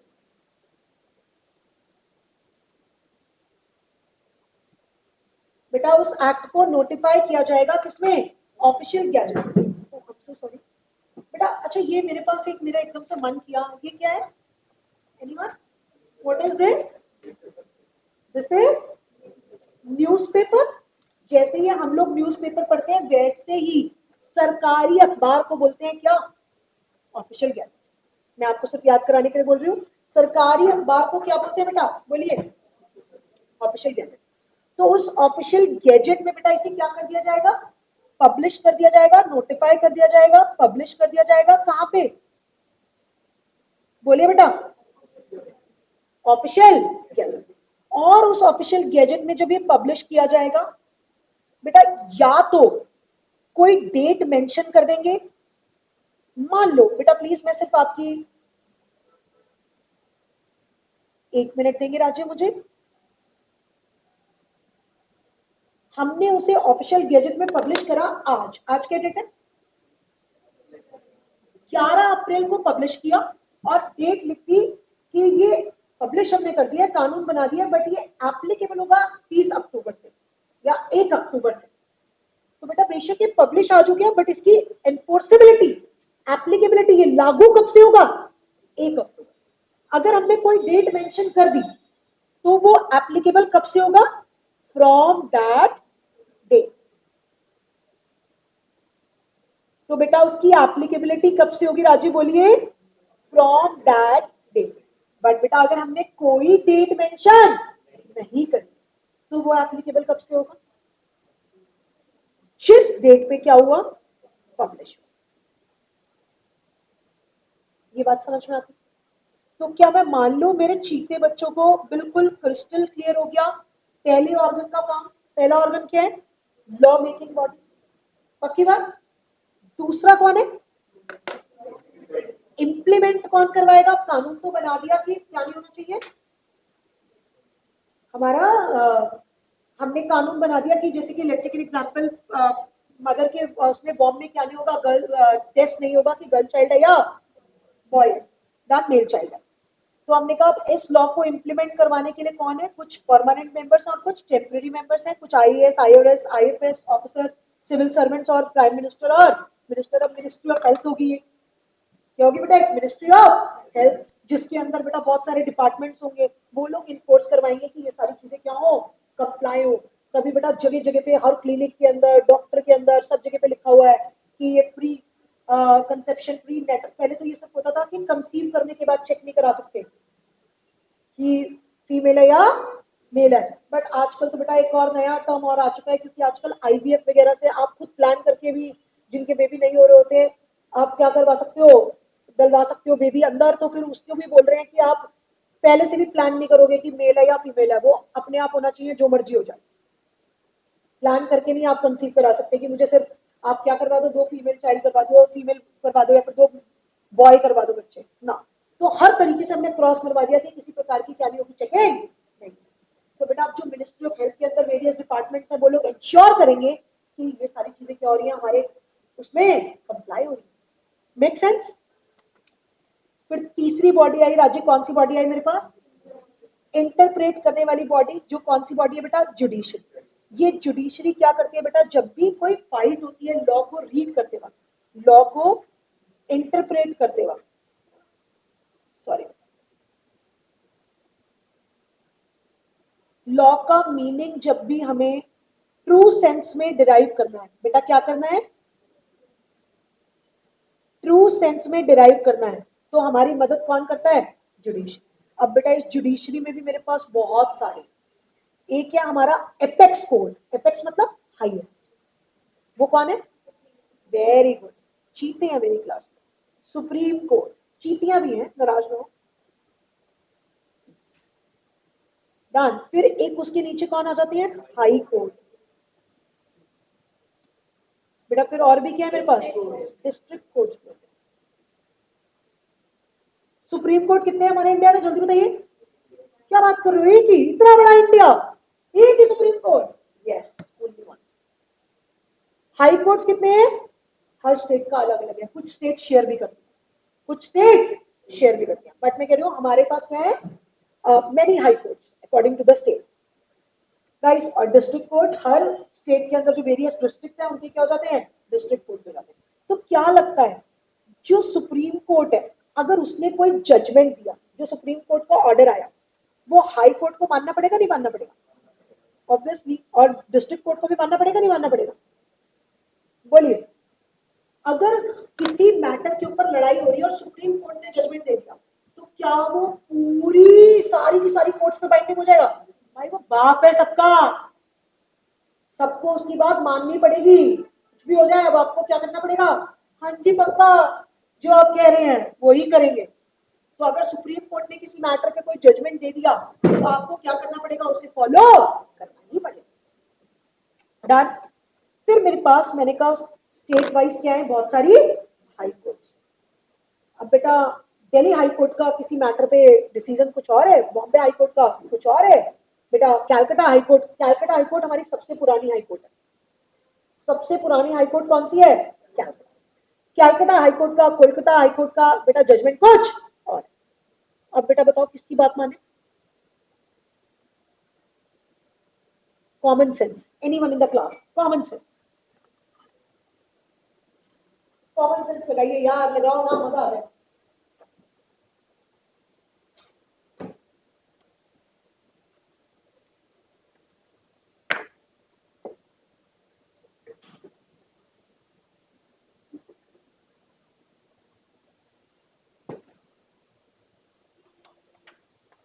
Nobody in the class? I want someone, please. सोचो सोचो, 5-7 सेकंड सोचो।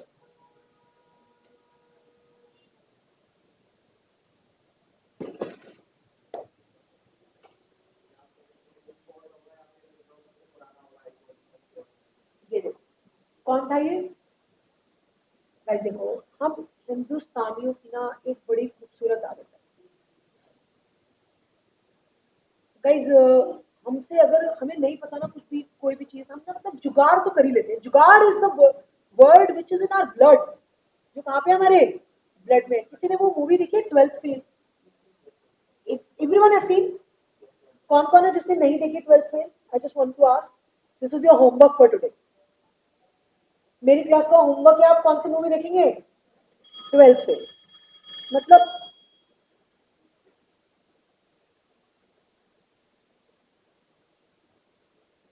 सॉरी, तो बेटा 12th फेल मूवी आपको अवश्य देखनी पड़ेगी, इट्स योर होमवर्क। अरे मैम ऐसा क्या हो गया? मतलब मजेदार मूवी, मतलब तब एहसास होता है कि हम लोग तो फालतू में ही रोते हैं। जीवन में कितना कष्ट है, अगर आप अपने करने पे आ जाओ तो आप कुछ भी हासिल कर सकते हो। तब मजा आता है उसे देख के। तो जिन्होंने नहीं देखी प्लीज वॉच इट, बहुत ही मजेदार। आपको रिग्रेट नहीं होगा कि आपका कीमती समय हमने वेस्ट किया। आप बाद में अच्छा ही फील करोगे और शायद अभी नई नई पढ़ाई शुरू हो रही है, जोश से बन जाओ, तो कुछ करके दिखाते हैं जीवन में। डन। तो गाइस मैं एक बात बोल रही हूँ, हम जुगाड़, मतलब उस मूवी में भी आया था, अरे जुगाड़ वाला बच्चा जो आईपीएस बन गया, ऐसी जुगाड़ क्या नहीं पता, कुछ तो बोलेंगे जो सबसे पुरानी होगी उसकी बात मान लेंगे। ऐसा कतई नहीं है, एब्सोल्युटली रॉन्ग। इतना घुमा घुमा के बोला, सीधा सीधा बोल देती गलत है। मजा कहाँ आता है सीधा सीधा, मुझे तो मैम को भी तंग करने में, मुझे तो मजा लेने में मजा आता है। This way the environment is life, हम खुश रहते हैं, स्ट्रेस थोड़ी ना लेना जीवन में, मजे मजे में करने का। अगर जो फाइट हो रही है वो दिल्ली में हो रही है, दिल्ली के वासियों के बीच में कुछ झगड़ा हो रहा है, तो कौन सी कोर्ट का जजमेंट मान लो? बॉम्बे वाला झगड़ा हो रहा है तो बॉम्बे वालों में किसका मान लो? बॉम्बे का मान लो। और अगर आप मान लो आपकी हाई कोर्ट ने कोई जजमेंट ही नहीं दिया होगा उस मैटर पे जिसमें लड़ाई हो रही है, तो आपके फेवर में जो जजमेंट है जिससे आपको बेनिफिट मिल रहा है वो वाला कोर्ट कर दो। वो तो फिर कोर्ट डिसाइड करेगी ना जब लड़ाई हो रही है वहां पे कि वो हमारे फेवर में जजमेंट देती है या नहीं। तो बट अगर मैं बात करूं दिल्ली वाला जजमेंट, दिल्ली हाई कोर्ट ने अगर कोई जजमेंट दिया है तो किसके ऊपर एप्लीकेबल होगा, बाइंडिंग होगा? दिल्ली की सारी डिस्ट्रिक्ट कोर्ट्स पे बाइंडिंग होगा। आई होप दिस मेक सेंस। पक्की बात है, ये बात समझ में आती है? तो अगर आज के बाद यहाँ पे बैठे हुए मेरे बच्चों से कोई भी ये सवाल कर दे और ये पूछ ले कि हमारे 3 ऑर्गन सिस्टम में कौन सी 3 बॉडीज हैं, तो आपका जवाब क्या होगा? प्लीज बोलिए।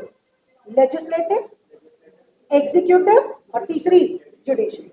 लेजिस्लेटिव जो लॉ बना रही है, एग्जीक्यूटिव जो इंप्लीमेंट करा रही है, और तीसरी इंटरप्रेटिंग जो क्या कर रही है, उसको इंटरप्रेट कर रही है अगर कोई फाइट आ रही है।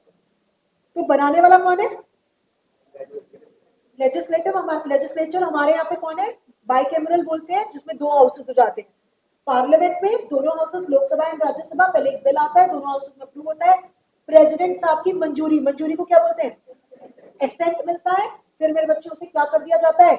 नोटिफाई कर दिया जाता है। कहां पे? कहां पे? ऑफिशियल गैजेट, जो मैंने कहा सरकारी अखबार है, या तो उस ऑफिशियल गैजेट में एक पर्टिकुलर डेट बता दी जाती है, अगर या फिर नहीं बताई जाती है। अगर डेट बता दी गई है तो उस डेट से वो लॉ एप्लीकेबल होगा, अगर नहीं बताई गई जिस दिन पब्लिश हुआ उस दिन से एप्लीकेबल होगा। अब ये जो लॉ बनाने का कार्यक्रम है ये तो पूरा हुआ, अब इस लॉ को क्या करवाया जाता है? इम्प्लीमेंट। कुछ टेम्पररी और परमानेंट मेंबर्स मिलकर क्या करवाते हैं? इसे इम्प्लीमेंट करवाते हैं। डन। फिर अगर कल को कोई लड़ाई आती है तो हम किसके पास जाते हैं? जुडिशरी। जुडिशियल सिस्टम में हमारे पास बहुत सारे कोर्ट्स आ जाते हैं। सुप्रीम कोर्ट एक या, high courts many, district courts many, और मेट्रोपॉलिटन कोर्ट्स भी होती है। मैंने अभी बात नहीं करी, धीरे धीरे मैं श्योर करूंगी आपको। चौथा पॉइंट ये कि आप लोग मेरे साथ या नहीं, मैं चाहती हूँ आप सब लोग वर्ड टू वर्ड नोट करें। Everything is a part. जो आपको ये लिख रही हो सब कुछ आपको ये एक बार एक चार्ट सा बना होगा आपके पास, तो हमेशा तक काम नोट करें।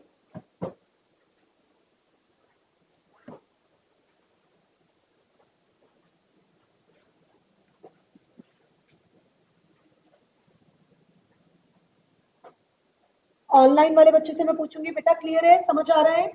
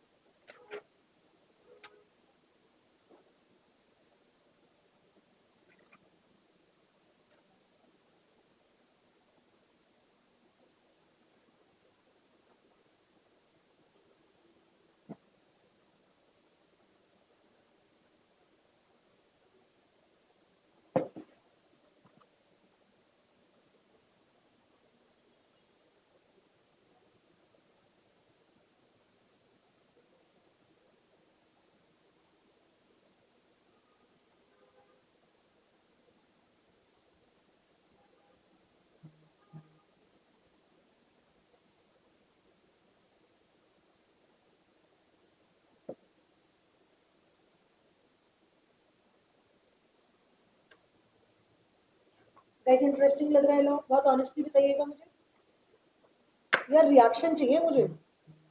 नहीं लग रहा तो भी बता दो, नहीं लग रहा तो। लग रहा है तो आवाज तो आ जाए। नाश्ता नहीं मिला? मंगवाए नाश्ता वगैरह, समोसे वमोसे?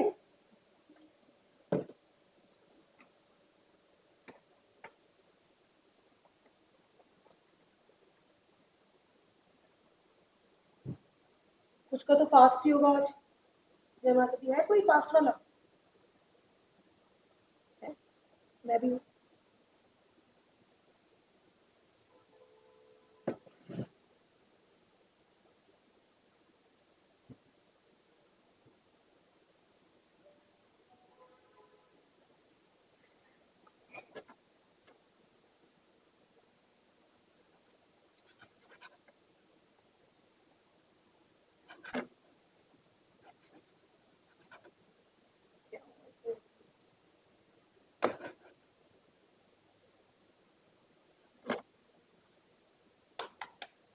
सो जाता है।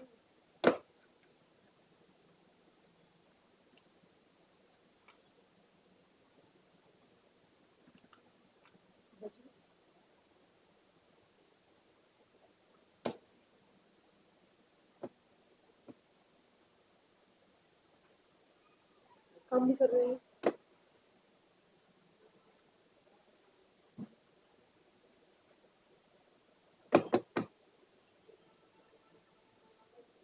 हो गया। तो ये ना बहुत इसको साथ से दोबारा एक बार लगा के ये कौन सी और इस वापस से लगा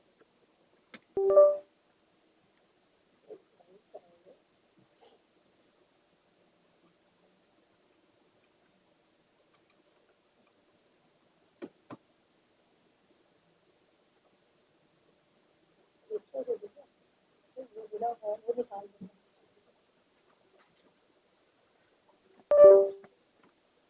डन बेटा पूरा नीचे कर दो प्लीज बेटा पूरा चेक कर लूंगी मैं।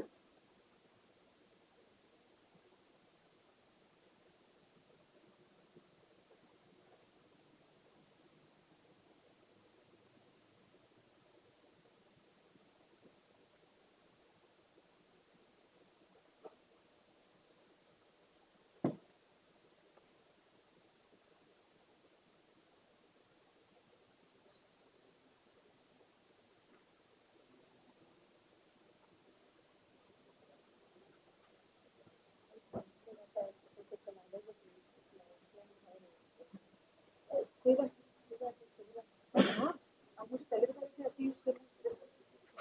टेंशन बता मेरे को तो बस सॉल्यूशन चाहिए।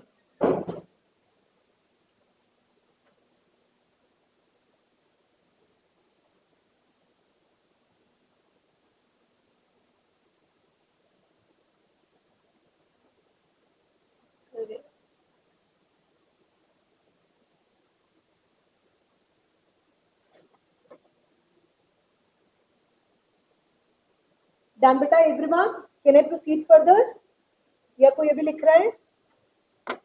सारे जने सेम डन। चलिए so guys please everyone with me. मैंने आपको बताया हमारे पास आर्टिकल 1 है जहां पे कौन से वर्ड को डिफाइन किया गया है? इंडिया को। डन। शेड्यूल 7 में हमें union list state list concurrent list के मैटर्स वगैरह बताए गए हैं प्लस मेरे बच्चे ये सारे कनेक्टिंग इसके साथ हमें बताया गया आर्टिकल 246 जिसमें बताया गया है कि कौन से मैटर्स पे यूनियन लिस्ट कौन से मैटर पे स्टेट लिस्ट और कौन से मैटर पे कॉन्करेंट लिस्ट। बस जानकारी के लिए बता रही हूँ मैं। डन। और एक और इम्पॉर्टेंट बात जो मुझे बोलनी है वो मैं बोलूंगी। एक आर्टिकल है मेरे पास आर्टिकल 245 ऑफ आवर कॉन्स्टिट्यूशन। बेटा कौन सा आर्टिकल? जो बताता है हु विल मेक लॉस। जहां पे बताया गया है पार्लियामेंट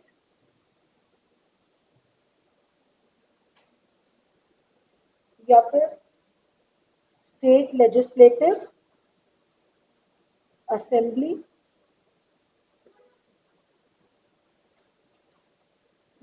पार्लियामेंट में कौन से वाले लॉज बनेंगे?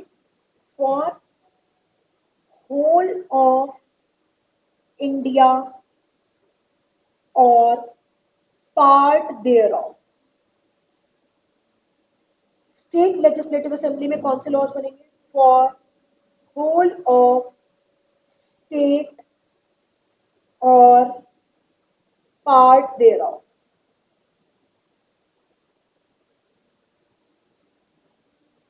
देखिए बेटा एक बारी, तो बेटा पार्लियामेंट में कौन से वाले लॉज बनेंगे? फॉर होल ऑफ इंडिया और पार्ट देयर ऑफ। यानी कि क्या ऐसा हो सकता है कि हमने कोई सेंट्रल लॉ बनाया, कोई एक्ट बनाया, बट पूरे इंडिया पे एप्लीकेबल नहीं किया, कुछ स्टेट्स को छोड़ दिया? हाँ हो सकता है।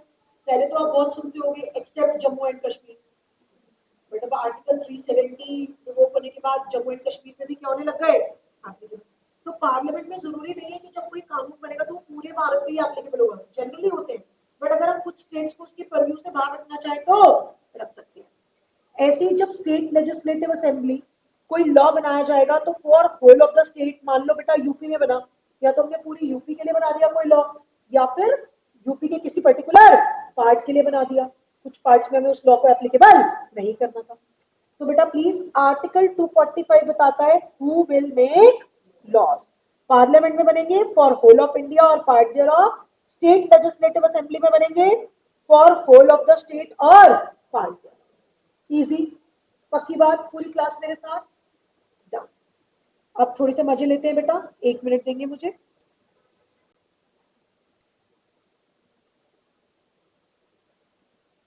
बेटा मैं अब कहीं जाके, मैं आपको इतनी देर से एक वर्ड समझाने की कोशिश कर रही थी, और वो वर्ड क्या था?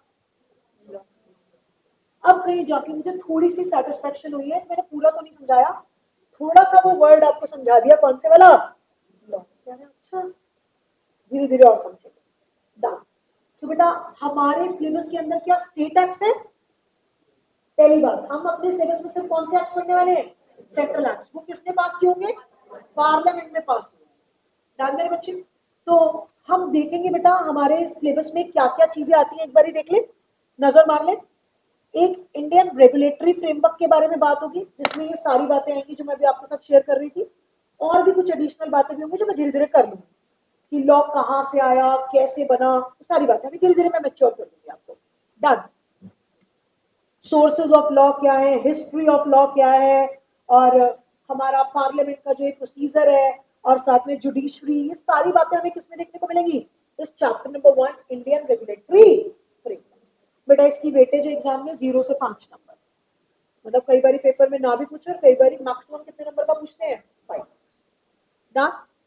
नेक्स्ट है मेरे बच्चे इंडियन कॉन्ट्रैक्ट एक्ट, 20 से 30 नंबर। आपको दिख रहा होगा अलग ही चमक रहा है, हमारे सिलेबस का सबसे इंपॉर्टेंट एस्पेक्ट, 20 to 30 मार्क्स बेटा। और मैं कहती हूँ अगर जिसका इंडियन कॉन्ट्रैक्ट एक्ट स्ट्रांग हो जाता है, ये बेस है। एक बात बताओ, आप एक रेस्टोरेंट में पिज्जा खाने गए, ठीक है, अब उसके ऊपर आपको पता ना बड़ी सारी टॉपिंग डल जाती है अपनी पसंद की, डलवाते होगे कई बार, एक्स्ट्रा चीज, डबल चीज, और अनियंस, ऑलिव्स, किसका जो जो पसंद है, कैप्सिकम, तंदूरी, पनीर वनीर, जो मर्जी डलवा लो प्लीज। एक बात बताओ, अगर वो बेस ही खराब होगा, हर बाइट में मजा खराब होगा नहीं होगा? क्योंकि बेस ने तो हर बाइट में मुंह में आना है। तो ये जो इंडियन कॉन्ट्रैक्ट एक्ट है, ये पूरे उसका क्या है? बेस। अगर ये स्ट्रांग हो गया ना, तो इसके अंदर जो टर्म्स है वो बार बार पार्टनरशिप में भी यूज होंगे, वो कंपनी में भी यूज होंगे, वो सोगा में भी, सेल्स ऑफ गुड्स एक्ट में भी यूज होंगे। तो बेटा हम कह रहे हैं अगर ये बेस स्ट्रांग हो गया तो वो सब पढ़ने में क्या आता है? बहुत मजा। So this is going to be very important. मैं जब Indian regulatory framework next class में आपके साथ कंप्लीट कर दूंगी, आज पूरा नहीं हो पाएगा, नेक्स्ट क्लास में जब मैं कंप्लीट कर दूंगी, उसके बाद जो मैं आपके साथ स्टार्ट करूंगी वो क्या स्टार्ट करूंगी? The Indian contract act 1870। आराम से शुरू करें। डन।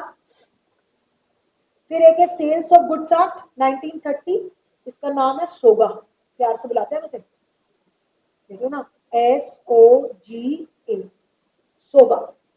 फिर सेल्स ऑफ गुड्स एक्ट को हम क्या बुलाते हैं? सोगा। डन। बेटा इसकी भी वेटेज है 15 से 20 नंबर। फिर है द इंडियन पार्टनरशिप एक्ट 1932, ये भी कितने मार्क्स का है? 15 से 20 नंबर का। और मैं सिर्फ आपकी जानकारी के लिए आपको एक बात बता दूं कि पहले सेल्स ऑफ गुड्स एक्ट और पार्टनरशिप एक्ट अलग अलग थे ही नहीं, सब कुछ कौन से एक्ट के अंदर ही था?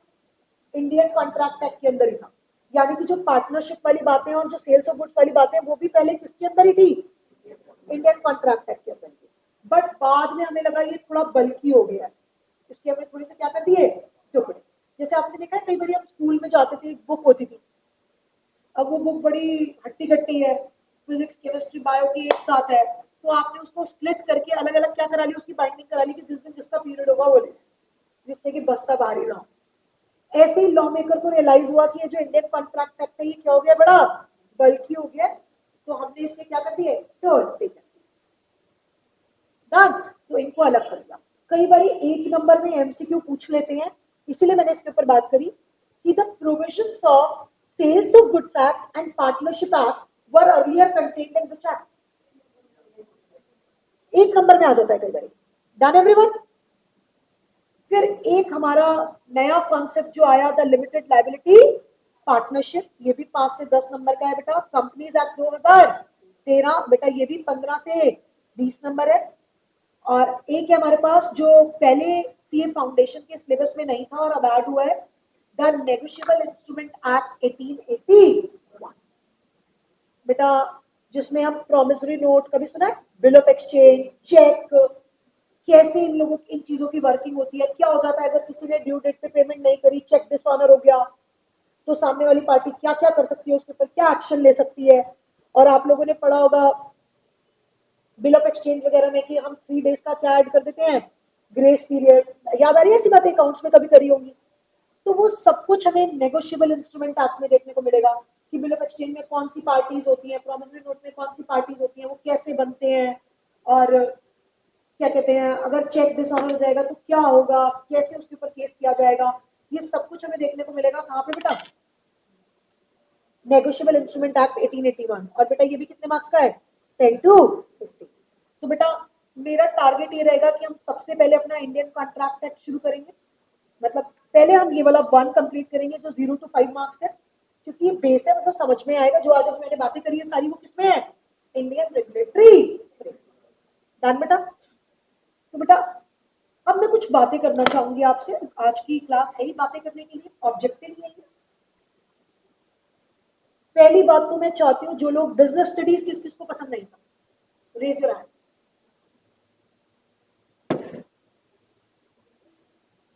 क्यों पसंद नहीं था, पसंद था, मेरा सवाल है किस किस को पसंद नहीं था, क्यों पसंद नहीं था, याद नहीं होता था। बेटा आपने कुछ कोई रिएक्शन दिया, हाँ जी, केस स्टडी वाला, थ्योरी में मुश्किल होगी, यही तो निकालना चाहती थी मैं अंदर से। थ्योरी को जब तक आप थ्योरी के एंगल से देखोगे ना, तब तक उससे डर लगेगा और दिक्कत होगी। जब थ्योरी से प्यार करोगे ना, कभी दिक्कत नहीं, जब कॉन्सेप्ट समझ में आ जाएगा ना, कभी दिक्कत नहीं होगी। दिक्कत सिर्फ कब होगी, जब तक वो हमें समझ में नहीं आता, तभी वो लर्न नहीं होता, तभी वो लिखा नहीं होता। पहली बात तो कि उसे समझना है, बहुत अच्छे से कॉन्सेप्ट क्लियर करना है एक एक वर्ड को। और एक बात मेरी ध्यान से सुनिएगा, जब हम अकाउंट्स और मैथ्स की बात करते हैं, जब आपको आपके अकाउंट्स और मैथ्स के टीचर्स काम देते हैं, आप एक ही टाइप के कितने क्वेश्चंस रिपीट करते हैं, जवाब दीजिए।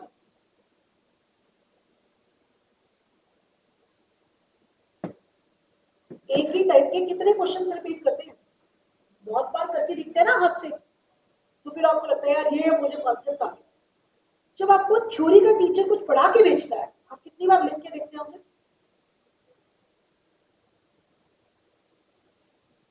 जवाब दीजिए, नहीं करते ना, और फिर बाद में कहते हैं थ्योरी में नंबर दिया। गाइस अगर 100 नंबर का पेपर अकाउंट्स का है, 100 नंबर का पेपर मैथ्स का है, तो 100 नंबर का पेपर लॉ का भी है। और अगर आपको सक्सीड होना है, तो जितनी मोहब्बत और जितना प्यार आप करने वाले हैं अकाउंट्स और मैथ्स से, उतनी मोहब्बत और प्यार आपको करनी होगी किससे, लॉ से। आप 4-4 घंटे बैठ के अकाउंट्स की क्वेश्चन कर सकते हैं, बट अगर आपको 4 क्वेश्चन थ्योरी के लिखने के लिए दे दिए जाएं, तो आप बोर हो जाते हैं, लिखा नहीं करते। तो सबसे पहली बात जो मुझे अपनी क्लास के माइंड में क्लियर करनी है कि आपको इसको भी क्या करनी है, इक्वल इंपॉर्टेंस, और क्या करनी है, राइटिंग प्रैक्टिस। अगर डे 1 से ये बात अपने अंदर डाल लोगे, ट्रस्ट मी सीए फाइनल तक आपको दिक्कत नहीं आएगी।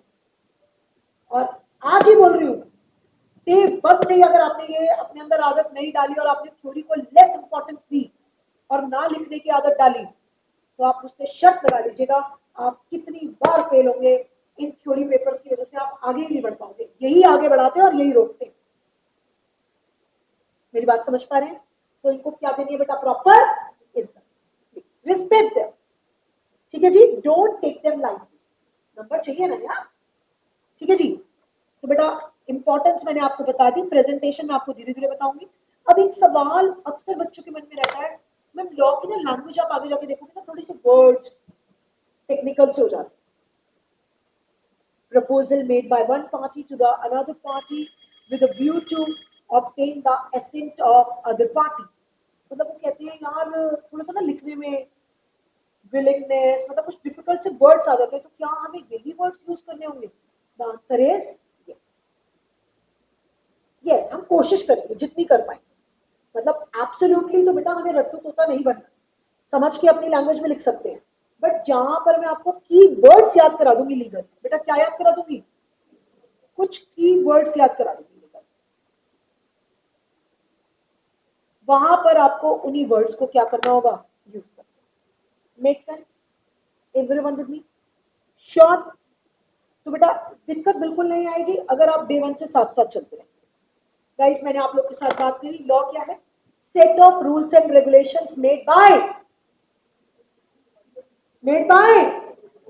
बोलो ना word, competent authority. Competent authority कौन है हमारे सेंट्रल लॉज के लिए? आर्टिकल 245 में बताया गया है कॉम्पिटेंट अथॉरिटी के बारे में। अगर सेंट्रल लॉज है तो कौन है? पार्लियामेंट। अगर स्टेट लॉज है तो कौन है? State legislative assembly. तो बेटा ये जो लॉज बनाए जाते हैं क्यों बनाए जाते हैं? Why? Why the laws are made? For justice, for proper conduct in the society, की सोसाइटी में अच्छे से काम हो, प्रॉपर जस्टिस हो, इसीलिए तो क्या बनाए जाते हैं? लॉज। डन। तो गाइस मैंने आपको एक एग्जांपल दिया था कि अगर मैंने लॉ बना दिया कि कोई भी इंडिया में नॉनवेज नहीं खाएगा, तो क्या वो लॉ एप्लीकेबल हो पाएगा? Big no. क्योंकि आपकी जो प्यारी सी ज्योति मैम है वो क्या नहीं है? कॉम्पिटेंट। बोलिए बेटा, कॉम्पिटेंट अथॉरिटी नहीं। वो क्या नहीं है? Competent authority. इजी। क्या सारे कंट्रीज के लिए लॉ सेम है? Yes no? बेटा अभी अभी बताया मैंने, कुछ कंट्रीज में तो पहले से ही बता देते हैं कि गर्ल चाइल्ड है या वो है हमारा मेल चाइल्ड है। तो बेटा जब पहले से ही बता देते हैं वहां पर कोई दिक्कत ही नहीं है। बट जब मैं यहां पर बात करूंगी, I am so sorry, so sorry.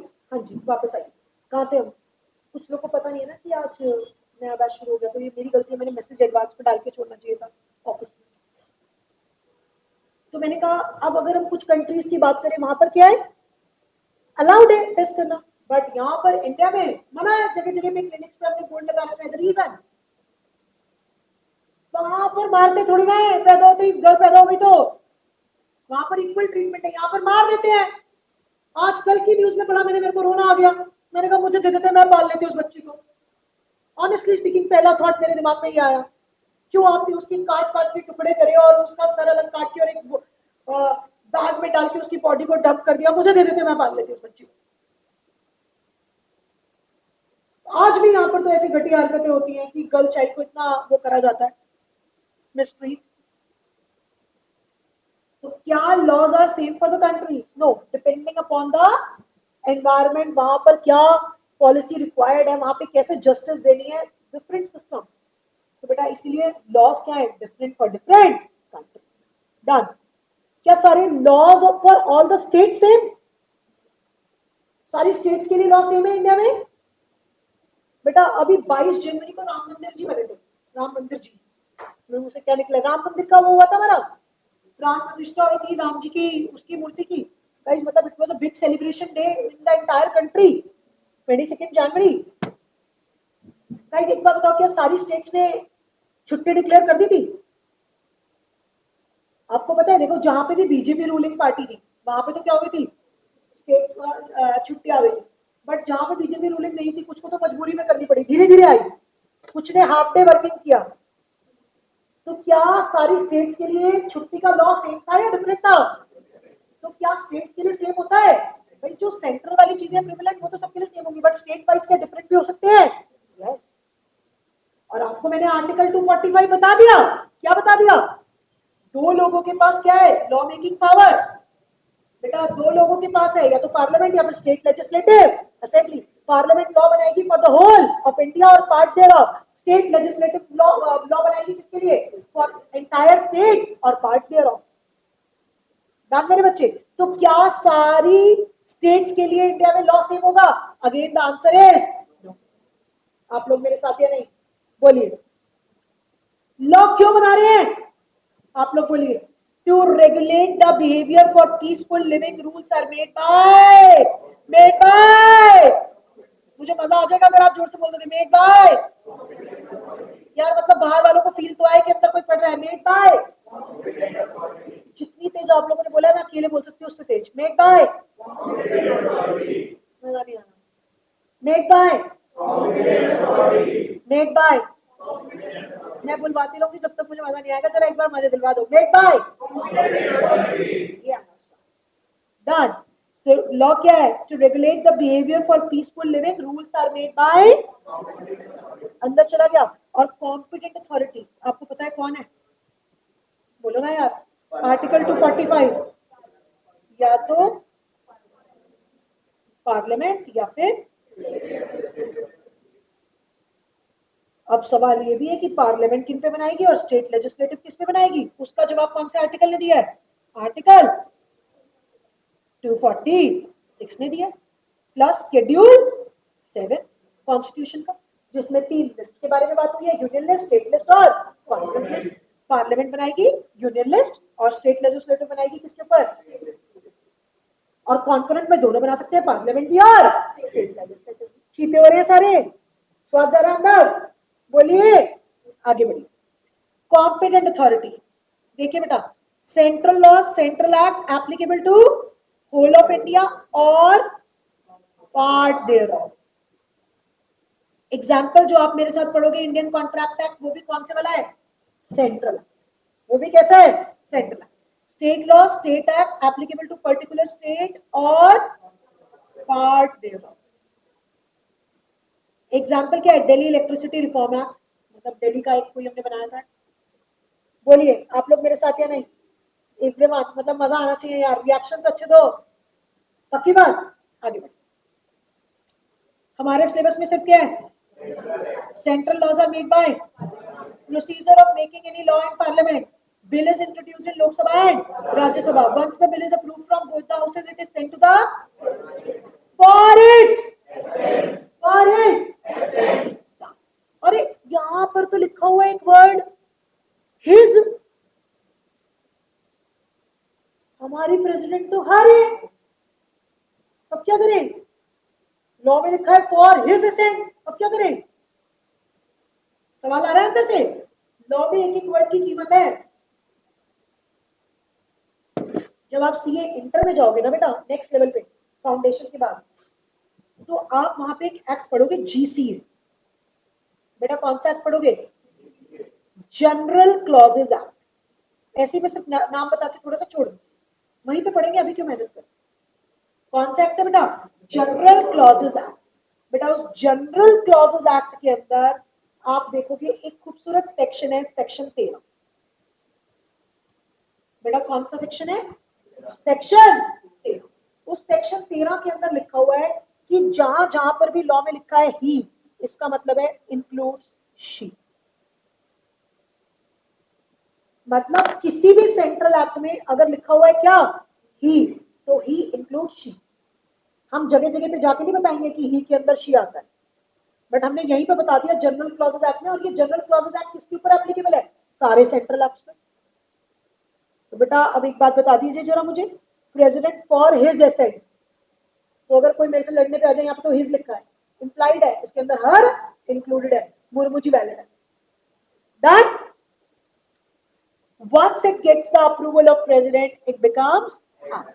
अभी मेरा कुछ मन कर रहा है, एक मिनट देखिए मुझे।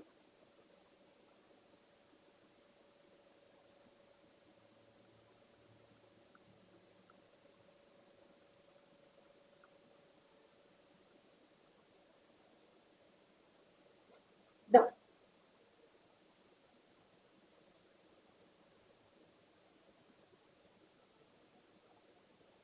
कहाँ गए हाँ?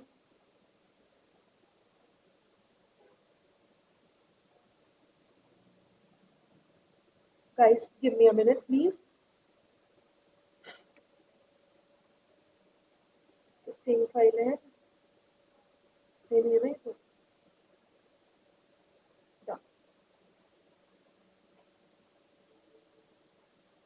गाइस मैंने कहा जब प्रेसिडेंट साहब की मंजूरी मिल गई तो क्या बन गया? गाइस अब कई बार आप देखोगे, एक कई बार आपको ये वाला एक्ट देखने को मिलता है और कई बार आपको ये वर्ड भी देखने को मिलता है एक्ट। तो जब भी हम लॉ में एक्ट की बात करेंगे तो ध्यान रखना कौन से वाला एक्ट है। ना क्या हो गया, स्पेलिंग तो सेम ही है। जमीन और आसमान में जितना फर्क है उतना फर्क हो जाएगा। ये जो एक्ट है, इस एक्ट का मतलब है जो बिल दोनों हाउसेस में पास हुआ प्लस उसे प्रेसिडेंट साहब की मंजूरी मिली, ये वो वाला एक्ट है। और ये जो एक्ट है ये कौन सा एक्ट है? ये जो एक्ट है ये होता है जो आपके प्रिय सल्लू भाई और आमिर भाई और ऋतिक रोशन भाई, समझ गए ना मेरी बात? ये कौन सा वाला एक्ट है? वो वाला।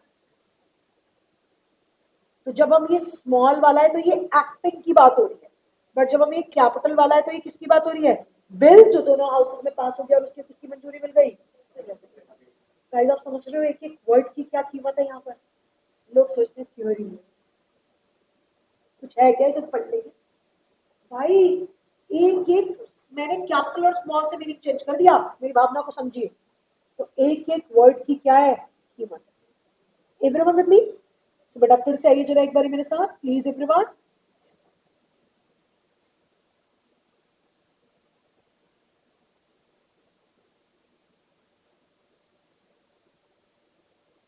तो बेटा क्या क्या करते हैं?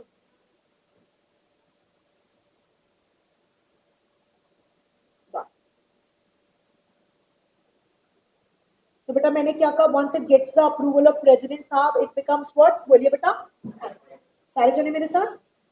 हमारे सिलेबस में कौन से एक्ट है जरा एक बार बता दो मुझे, मैं बार बार बोल रही हूँ। सेंट्रल एक्ट, एक्ट और एक्ट, दिख गया ना ये वाला, ये वाला नहीं है, तूफान। ठीक है जी, आगे बढ़िए। ये अभी हम छोड़ रहे हैं, बाद में बात करेंगे। लॉस क्यों रिक्वायर्ड है? अब मैं थोड़ा मजे लूंगा, छोड़ दो इसे। क्या जरूरत है लॉस की? लॉस क्यों रिक्वायर्ड है? कानून की क्या जरूरत है? ना हो कोई कानून, तालिबान बन जाएगा ये भी। अगर कोई प्रॉपर सिस्टम ना हो, लॉ एंड ऑर्डर ना हो, तो क्या होगा? कोई मानेगा ही नहीं किसी चीज को। हम यहाँ पे कहें कि कोई टाइम नहीं बताया आपको क्लास में, क्या होगा?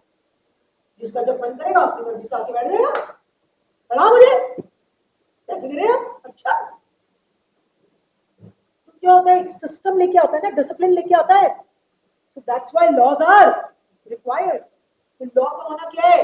जरूरी है। और लॉ बनाएगा कौन? और बोलो ना, लॉ बनाएगा कौन? Competent authority. Competent authority, article 245, parliament बनाएगी फॉर इंडिया और पार्ट देयर ऑफ, स्टेट बनाएगी state legislative assembly for state और। अब पार्लियामेंट कौन से मैटर्स पे बनाएगी और स्टेट कौन से मैटर्स पे बनाएगी? वो article 246 plus schedule 7, union list, state list, concurrent list. Union list के मैटर्स पे कौन बनाएगी? पार्लियामेंट। स्टेट लिस्ट के मैटर्स पे कौन बनाएगी? State legislative assembly. और कॉन्करेंट पे, फिर से बोला मैंने, डन। तो आपको समझ में आता है कि लॉ क्यों रिक्वायर्ड है? यस, अगर लॉ एंड ऑर्डर नहीं होगा तो क्या नहीं होगा? कोई डिसिप्लिन नहीं होगा। जैसे हमारे घर में एक लॉ बना हुआ है कि सुबह उठते ही बड़ों के क्या छूने हैं? पैर छूने। दिस वे हम लोग क्या करते हैं, एक डिसिप्लिन, एक वैल्यू सिस्टम अपने बच्चों के अंदर डाल रहे हैं कि यार वो ऐसे बड़े होके इतने अच्छे बने। ऐसे ही अगर हमारी कंट्री में लॉ होगा तो हमारा देश भी क्या होगा, बड़े होगा। अगर अब आप देखते हो कई बार ग्लोबल सर्वेज होते हैं, रैंकिंग होती है कंट्रीज की, फिनलैंड को हैप्पीनेस इंडेक्स नंबर 1 मिला है कि वहां के लोग सबसे ज्यादा खुश हैं पूरी दुनिया में, फिनलैंड। बेटा अब ऐसी अगर हम बात करें जहां पे लॉ एंड ऑर्डर सबसे पुअर है, तो वो आ जाता है फिर बेटा साउथ सुदान वगैरह, और मेरे ख्याल से तालिबान भी इज वन ऑफ देम, जो अफगानिस्तान वगैरह उन्होंने कैप्चर करके रखा हुआ है। अभी गाजा वगैरह में भी क्या है, लॉ एंड ऑर्डर की सिचुएशन वेरी पुअर है। सो दिस इज हाउ हम कह रहे हैं अगर लॉ एंड ऑर्डर नहीं होगा तो वहां पे कोई भी क्या नहीं फील करेगा, सिक्योर फील नहीं करेगा। अच्छा क्या लगता है, अब ये जो लॉ है इन्हें फॉलो करना मैंडेटरी होता होगा या ऑप्शन? मेरा मन करेगा मैं फॉलो करूंगी, नहीं करेगा। मैं जा रही थी रेड लाइट पे, सुनना जरा, अब मैं जा रही थी, मैंने देखा शिट यार मेरी क्लास का टाइम हो गया, मेरे पास तो 1 मिनट भी नहीं है। मैंने अपने ड्राइवर मेरे को बोला रेड लाइट गाड़ी ला दो, बस स्टॉप दो, गोली की तरह गाड़ी चलाओ, पहुंचना है टाइम पे। आगे मिल गए मामे, समझ गए ना, मामे कौन होते हैं? आगे मामा जी मिल गए। मामा जी कह रहे क्लास के लिए लेट हो, अगली बार जब लेट नहीं होगी तो रुक जाऊंगी रेड लाइन पे। आज तेरे को पहले मैं बताऊं, चलान कटेगा नहीं कटेगा, या मामा जी प्रिय प्रेम दिखाएंगे अपनी भांजी को या नहीं? कोई प्रेम नहीं दिखाएंगे, चलान कटेगा। तो क्या लॉ को फॉलो करना ऑप्शनल है या मैंडेटरी? बोलिए बेटा, इज फॉलोइंग लॉज कंपलसरी और ऑप्शनल? देख लो आपके सामने है मेरे मामा जी, मेरे नहीं है। डन, तो लॉ को फॉलो करना ऑप्शनल है मैंडेटरी? बोलिए, इसकी बात नहीं कर रहे हैं अभी।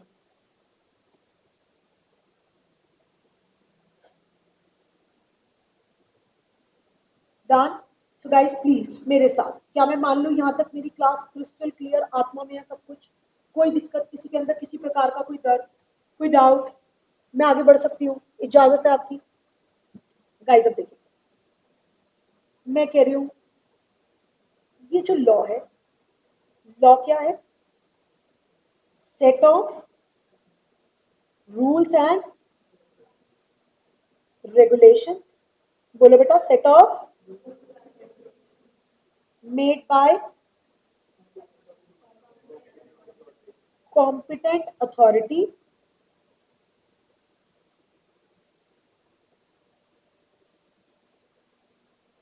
for welfare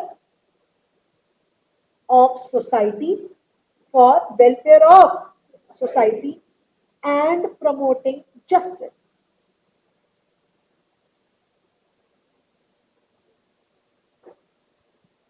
देखिए बेटा एक बारी, लॉ क्या है? Set of rules and regulations, ऐसे बोल दो, सेट ऑफ कंपल्सरी, बोल दो बेटा, क्योंकि मैंने आपको बता दिया लॉ क्या नहीं है, ऑप्शनल नहीं है। लॉ क्या है? मैंडेटरी। तो लॉ क्या है? Set of compulsory rules and regulations made bye competent authority for welfare of society and promoting justice. Everyone with me? Guys अगर मैं आपको थोड़ी सी हिस्ट्री बताऊंगा, बेटा मैं थोड़ी सी हिस्ट्री के बारे में हिस्ट्री पसंद है किसी को बचपन में या नहीं? Nobody like history? Nobody in the class? कोई तो है, चलो किसी ने तो मेरा दिल खुश करा।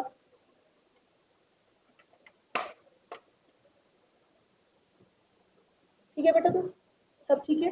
पानी वानी चाहिए? मैंने खुद तो पिए जा रही है बीच बीच में। Guys I hope you can understand कि थ्योरी में हमें बोलना बहुत ज्यादा पड़ता है, प्रैक्टिकल में फिर भी क्या होता है, टीचर क्वेश्चन देके साथ में क्या हो जाता है, बिजी हो जाता है, लिख रहे हैं बच्चे भी कर रहे हैं, थोड़ी देर शांति रहती है। बट अगर आप देखते हो तो थ्योरी में एनर्जी क्या हो जाती है, मल्टीप्लाई हो जाती है, क्योंकि टीचर बेचारा रुक ही नहीं सकता। अगर वो रुक गया तो बच्चे कहेंगे ऐसे नहीं है, बोलो मजाक कर रही हो। चलिए, सो गाइस मैंने कहा चलो थोड़ी सी हिस्ट्री जाने इस लॉ। लॉ आपको क्या लगता है कितना पुराना, कितना पुराना? बोलो ना यार कुछ तो बोलो रख के 10 साल 20 साल 40 साल 50 साल 100 साल 200 500 1000 बहुत पुराना होगा। कई बार हम बोलते थे ना BC before the death of Christ, ऐसा कुछ बहुत पुराना है लॉ एक्चुअल में। गाइस जब पहले जमाने में मैं एक बार बता रही हूँ लॉ हुआ करता था ओरल। क्या हुआ करता था? अच्छा आपने कभी सुना नहीं है नगाड़ा नगाड़ा नगाड़ा बजाओ, राजा का ऐलान है, सबको सूचित किया जाता है कि अगर कोई भी ऐसी कुछ गलती करते हुए पाया जाए तो उसे सजा दी जाएगी, उसे कर दिया जाएगा, और दीवारों पे लिखवा दिया जाता था। उस पर्टिकुलर एरिया में जो राजा होता था वो जगह जगह पे दीवारों पे लिखवा देता था कि सबको पता चल जाए कि ये काम है। या फिर बेटा लिखवाते नहीं थे तो जगह जगह पे चौराहों पे क्या बच जाते थे? नगाड़े बच जाते कि राज्य का ऐलान हो रहा है। I hope you are getting. तो वो भी तो क्या था? कानून। I hope you are understanding what I am trying to say. तो पहले जो किंग होता था, जो लॉ बनाता था, लॉ कौन बनाता था? किंग। राजा वगैरह बनाते थे, किंग होते थे। आज की डेट में किंग कौन है? जवाब दो, आज की डेट में किंग कौन है? मेरा दिल खुश हो जाएगा। आज की डेट में किंग कौन है? अगर हम बात करें, हमारे पास दो किंग हैं। अगर यूनियन लिस्ट वाले मैटर से तो किंग कौन है? अगर स्टेट लिस्ट वाले मैटर से तो किंग कौन है? क्या बात है, चीते चीतियां। डन। बट पुराने जमाने में ऐसा होता था कि राज्य का ऐलान है, और बेटा क्या होता था? पत्थरों पे लिखवा दिया जाता था, स्टोन्स पे लिखवा दिया जाता था, और एनिमल की स्किन्स पे लिखवा दिया जाता था। जो एनिमल होते थे उनकी स्किन्स पे लिखवा दिया जाता था, पत्थरों पे, पत्तों पे। This is the history. और आज की डेट में तो बेटा बहुत लंबी जर्नी है जो क्रॉस करके आ चुके हैं। आज की डेट में कोई ऐसे क्या राज्य के ऐलान हो रहे होते हैं? आज की डेट में मेरा दिल खुश हो जाएगा। Just raise your hand. बोलेंगे नहीं, रेज योर हैंड। आज की डेट में ऐलान कहाँ होता है? Just raise your hand. मैंने बता दिया।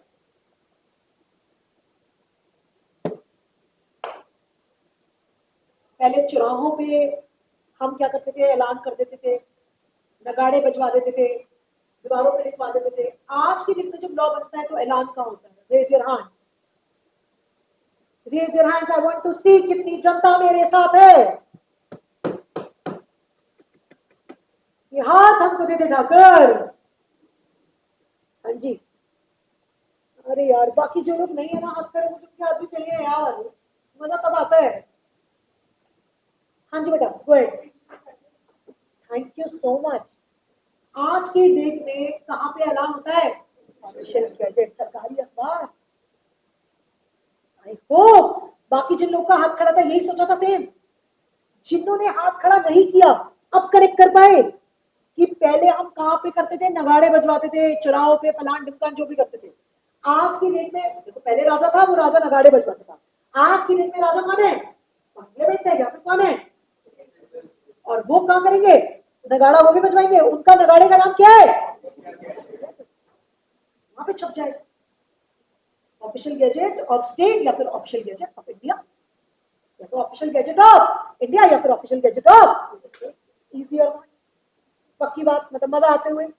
सो दिस इज द हिस्ट्री की कितना पुराना था और कैसे हम कहाँ पहुंच गए। अब जब हिस्ट्री आपको पता चली, मैंने कहा ओल्ड टाइम्स में क्या होता था? बोलो बेटा प्लीज। किंग होता था। किंग क्या करवाता था? नगाड़े, नगाड़ा नगाड़ा, नगाड़े बजवाता था। और बेटा क्या होता था? स्टोन्स, या फिर बेटा मैंने क्या कहा, एनिमल की स्किन्स वगैरह, इन सब जगहों पे भी लॉ बनाया जाता था। करंट सिनेरियो में क्या होता है? अब आप लोग मुझे लिखवाएंगे। करंट सिनेरियो में भी क्या है?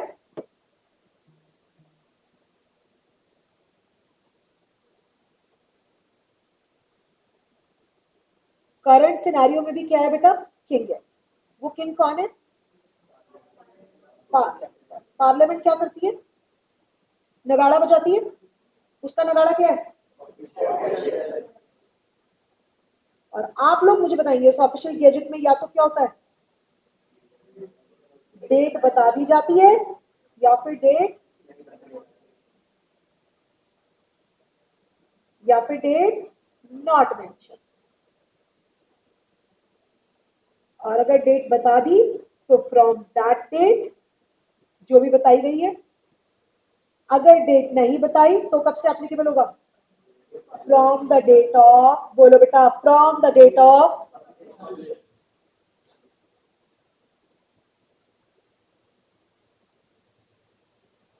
पब्लिकेशन इन, देखना मैं क्या लिखने जा रही हूँ, official gazette of India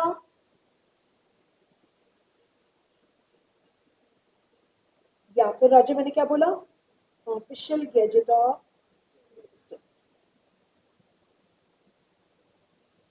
official gazette of India कब होगा? अगर लॉ किसने बनाया है? बोलो, लॉ मेड बाय ऑफिशियल, ओए यहाँ पे भी मैंने ये लिख दिया, sorry sorry sorry sorry, official gazette of state कब होगा? जब लॉ मेड बाय, अब मैं एक सवाल पूछूंगी और जो सही जवाब देगा मेरा दिल खुश हो जाएगा।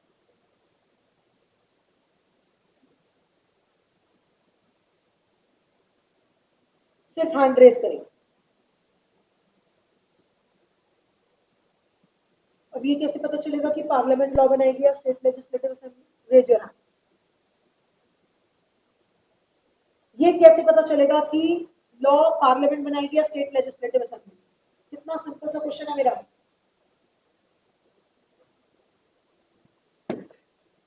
कैसे पता चलेगा कि लॉ कौन बनाएगा, पार्लियामेंट बनाएगी या state legislative assembly? Yes, article 245 में तो बता दिया कि ये दो बॉडी है जो लॉ बनाएंगी। ये कैसे पता चलेगा कि कौन से मैटर्स पे? Schedule 7 plus article 246। तो बेटा आर्टिकल 246 प्लस शेड्यूल 7 की यूनियन लिस्ट में कौन बनाएगा? पार्लियामेंट। और आर्टिकल 246 प्लस शेड्यूल 7 की स्टेट लिस्ट में कौन बनाएगा? Confident document. इजी और नॉट, अब तो आत्मा में चला जाना चाहिए यार, इतनी बार बोल दिया मैंने, मैंने अपना पूरी जान लगा दी कि आपके अंदर चला जाए कॉन्सेप्ट।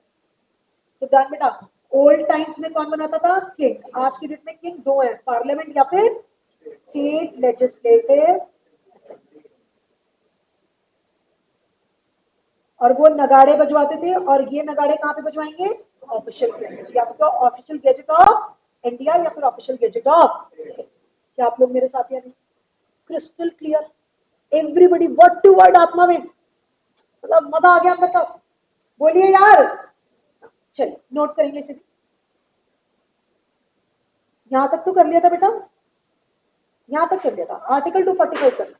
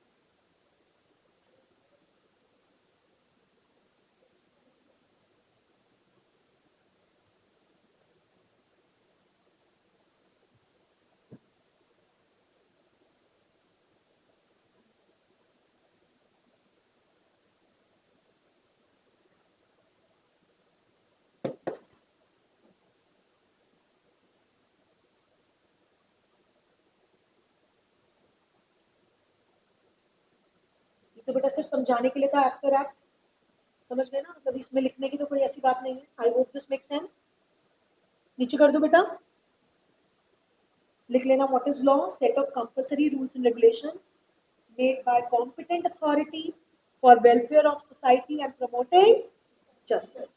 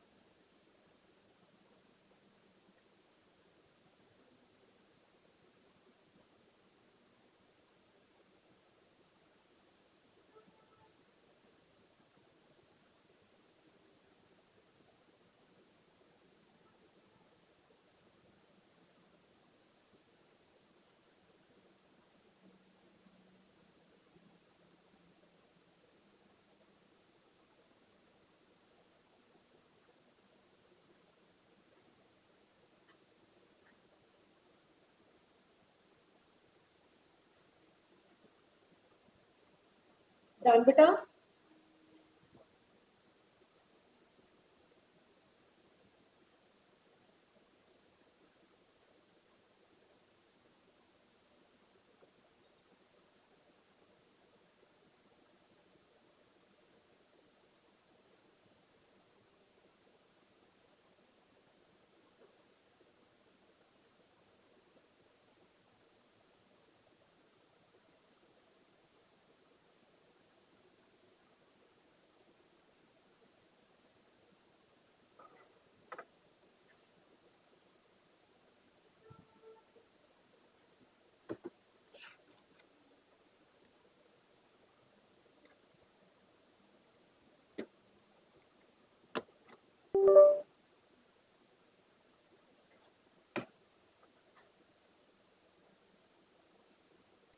बेटा लिख लिया आपने? चीता है यार, तो पहले लिख के बैठ जाता है, साथ साथ लिखते रहते हो।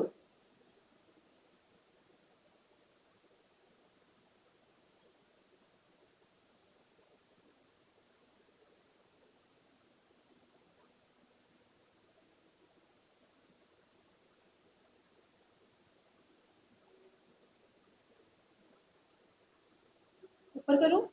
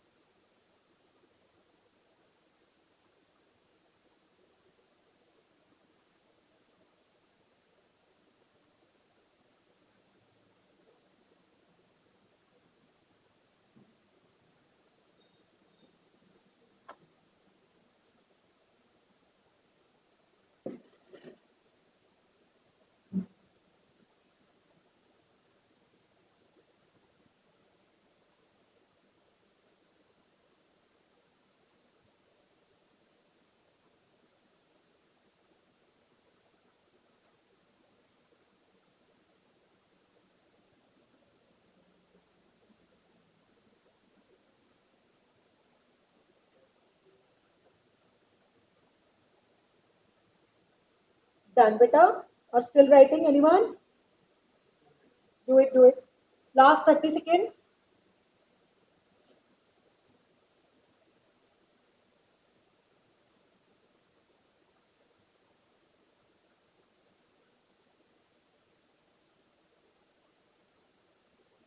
इसलिए चाहिए था मुझे कोई मैं उससे मजे लेती हूँ.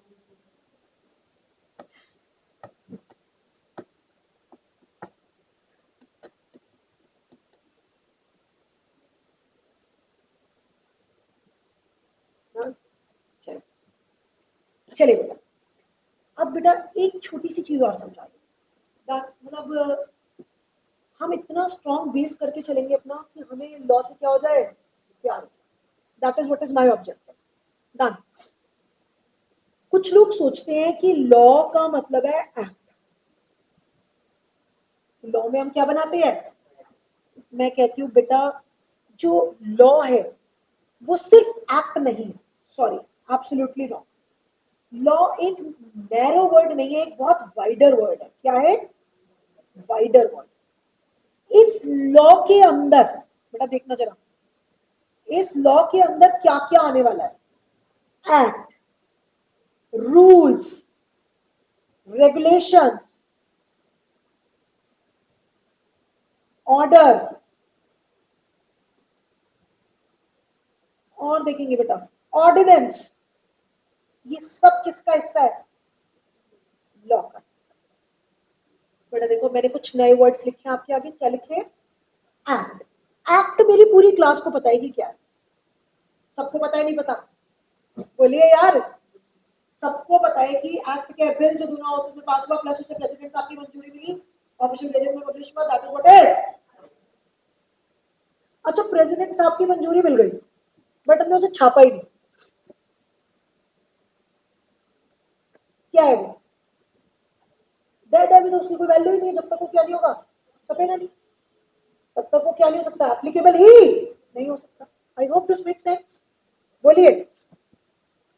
तो मैं मान लो ये पार्ट 1 तो मेरे चीतों को पता है कि what is act.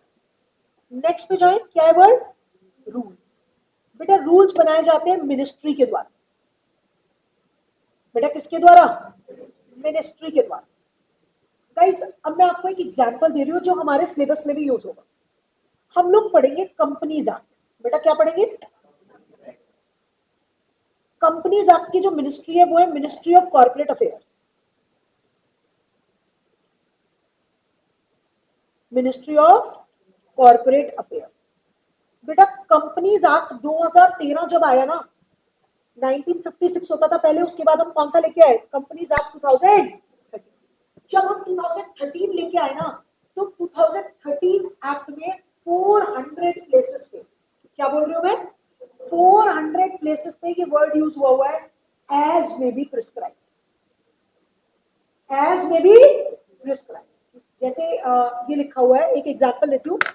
Companies act में लिखा हुआ है कि अगर ऑडिटर ऑडिटर होता है जो कोई गड़बड़े चेक करता है कंपनी में जाकर, अगर उसे कोई फ्रॉड मिलते हैं 1 करोड़ या उससे ज्यादा, उसमें लिखा हुआ है, सॉरी उसमें लिखा हुआ है अगर फ्रॉड मिलेंगे तो रिपोर्ट करेगा सेंट्रल गवर्नमेंट को और बोर्ड को एज में बी प्रिस्क्राइब.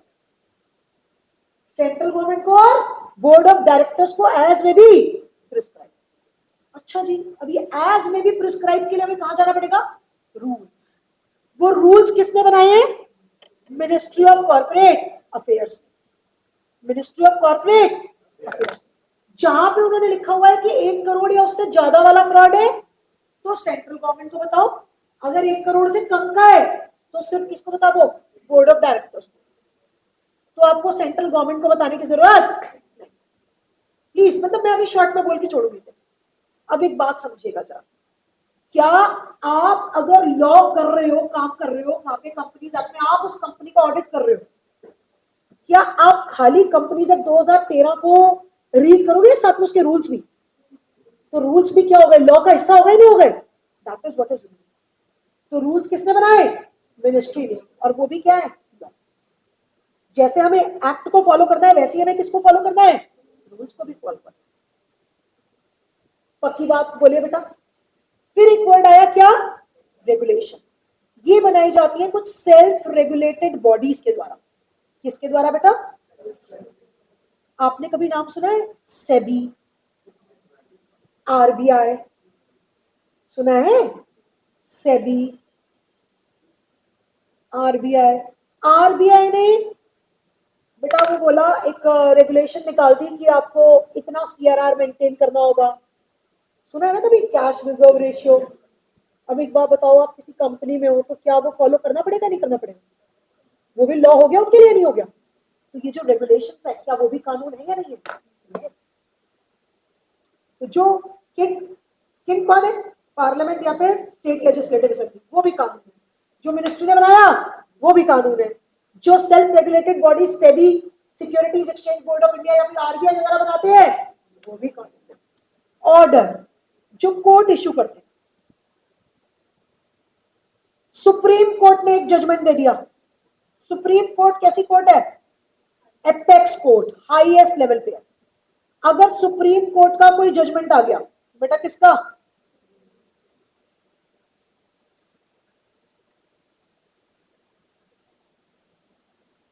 क्या आपको लगता है वो सारी हाई कोर्ट्स को सबको मानना पड़ेगा नहीं मानना पड़ेगा? तो क्या वो भी कानून बन गया नहीं बन गया? वो भी लॉ बन गया नहीं बन गया? तो सुप्रीम कोर्ट का judgment binding on all the lower courts. तो बताइए क्या वो भी कानून बन गया या नहीं बन गया? यस और नो, यस और नो? तो बेटा बताओ जरा, क्या मैं बोल सकती हूँ law is equals to act, rules, regulations, order, और अगला वर्ड बोलने जा रही हूँ क्या? ऑर्डिनेंस। गाइस, अच्छा जब हमने एक बिल बनाया उसी टाइम पे पार्लियामेंट में पेश होगा, उसी टाइम पे पास हो जाएगा? कई बार ऐसा भी होता है ना, आपने सुना होगा पार्लियामेंट के सेशंस होते हैं, मॉनसून सेशन, विंटर सेशन, सुना है ऐसा नहीं सुना? बोलिए, या नहीं सुना? बेटा हर वक्त तो सारे मिनिस्टर्स वहां पे नहीं बैठे हुए ना, तो उनके कुछ पीरियड्स होते हैं जब वो वहां पे बैठते हैं, और वहां पे उस टाइम पे बिल्स को प्रेजेंट किया जाता है और उन्हें क्या किया जाता है, वोटिंग होती है और अप्रूव किए जाते हैं। अब मान लो कि पार्लियामेंट सेशन में नहीं है, मैंने क्या बोला? यानी कि parliament is not in working, ऐसे मान लो parliament is not in working, technical language में बोलते हैं सेशन। बेटा अब ऐसी सिचुएशन में कोई इमरजेंसी आ गई, क्या आ गई? कोई इमरजेंसी आ गई, और उस इमरजेंसी सिचुएशन के ऊपर हमें लॉ चाहिए। अब क्या करें? वेट करें जब पार्लियामेंट सेशन में आएगी तब कानून बनाएंगे? तो उस इमरजेंसी सिचुएशन में जो लॉज बनते हैं प्रेसिडेंट साहब द्वारा, उन्हें क्या बोल देते हैं? क्या बोल देते हैं? ऑर्डिनेंस। और जब भी पार्लियामेंट सेशन में आती है उसके बाद उस बिल को वहां पे क्या किया जाता है? जो ऑर्डिनेंस होता है उसे, उस ऑर्डिनेंस को क्या किया जाता है? वहां पे पेश किया जाता है। या तो पार्लियामेंट में वो अप्रूव हो जाता है तो वो फुल फ्लेज क्या बन जाता है? एक्ट। बट अगर वो ऑर्डिनेंस क्या नहीं हो पाता, अप्रूव नहीं हो पाता, तो उस ऑर्डिनेंस की डेथ हो जाती है। क्या हो जाती है? डेथ। जो काम हम उस ऑर्डिनेंस के तहत कर चुके पास्ट में वो तो क्या रहेंगे? वैलिड। बट अब उस ऑर्डिनेंस के अंदर क्या नहीं हो सकता? कोई नया काम। साउंड्स लॉजिकल और नॉट? तो क्या लॉ एक नैरो वर्ड है या एक वाइडर वर्ड है? क्या law is equals to act? Law is equals to act, rules, regulations, और क्या बोला? Orders. Ordinance is kind of a temporary, जब तक parliament is not in session. जब भी सेशन में आएगी उसे वहां पे प्रेजेंट करो, अगर अप्रूव हो गया तो एक्ट बन जाएगा, अगर नहीं हुआ तो उसकी डेथ। इमरजेंसी सिचुएशन में जो बनाया वो हमने क्या बना दिया? ऑर्डिनेंस। जब पार्लियामेंट क्या आएगी?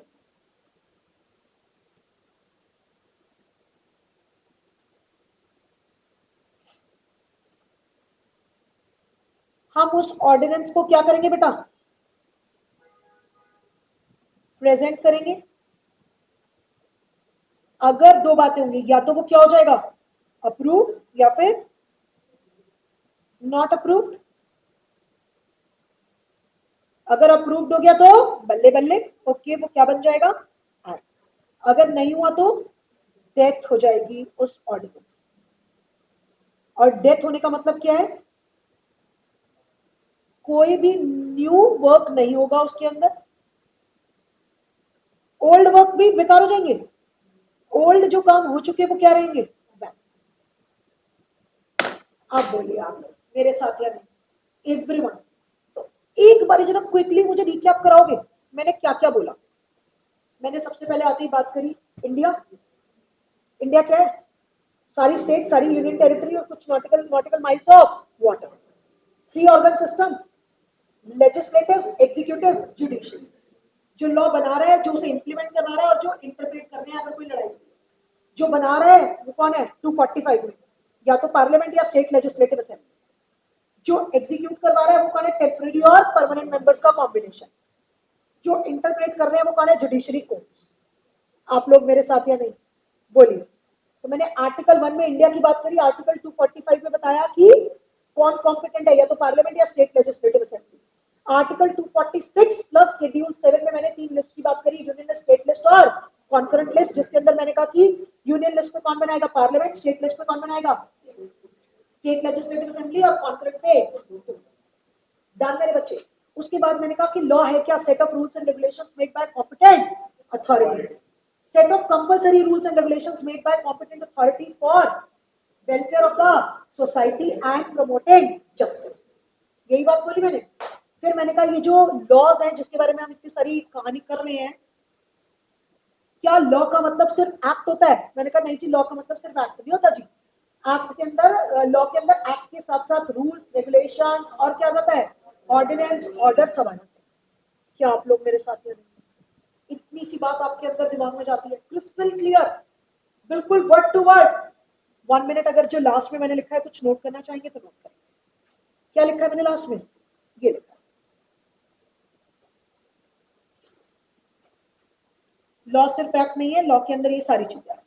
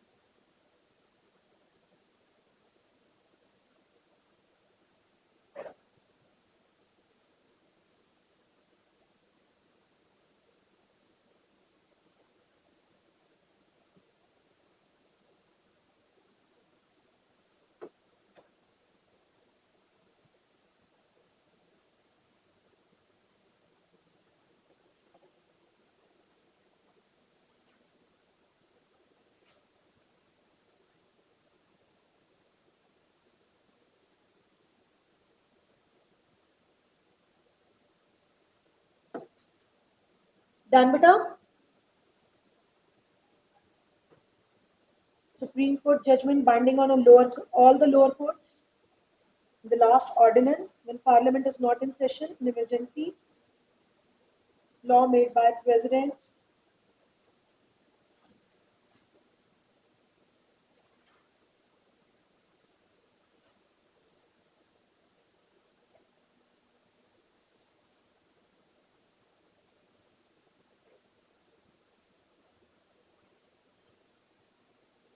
फिर जब भी parliament comes in session, ordinance present किया जाएगा वहां पर,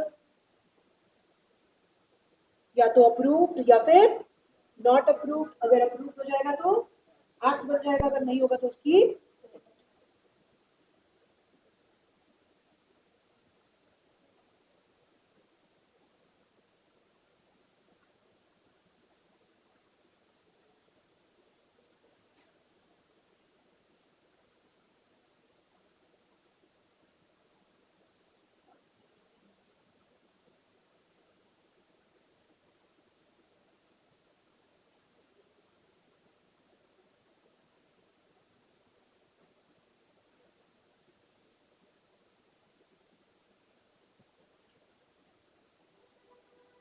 ऊपर तो ना करूं, किसी का कुछ मिस तो नहीं हुआ?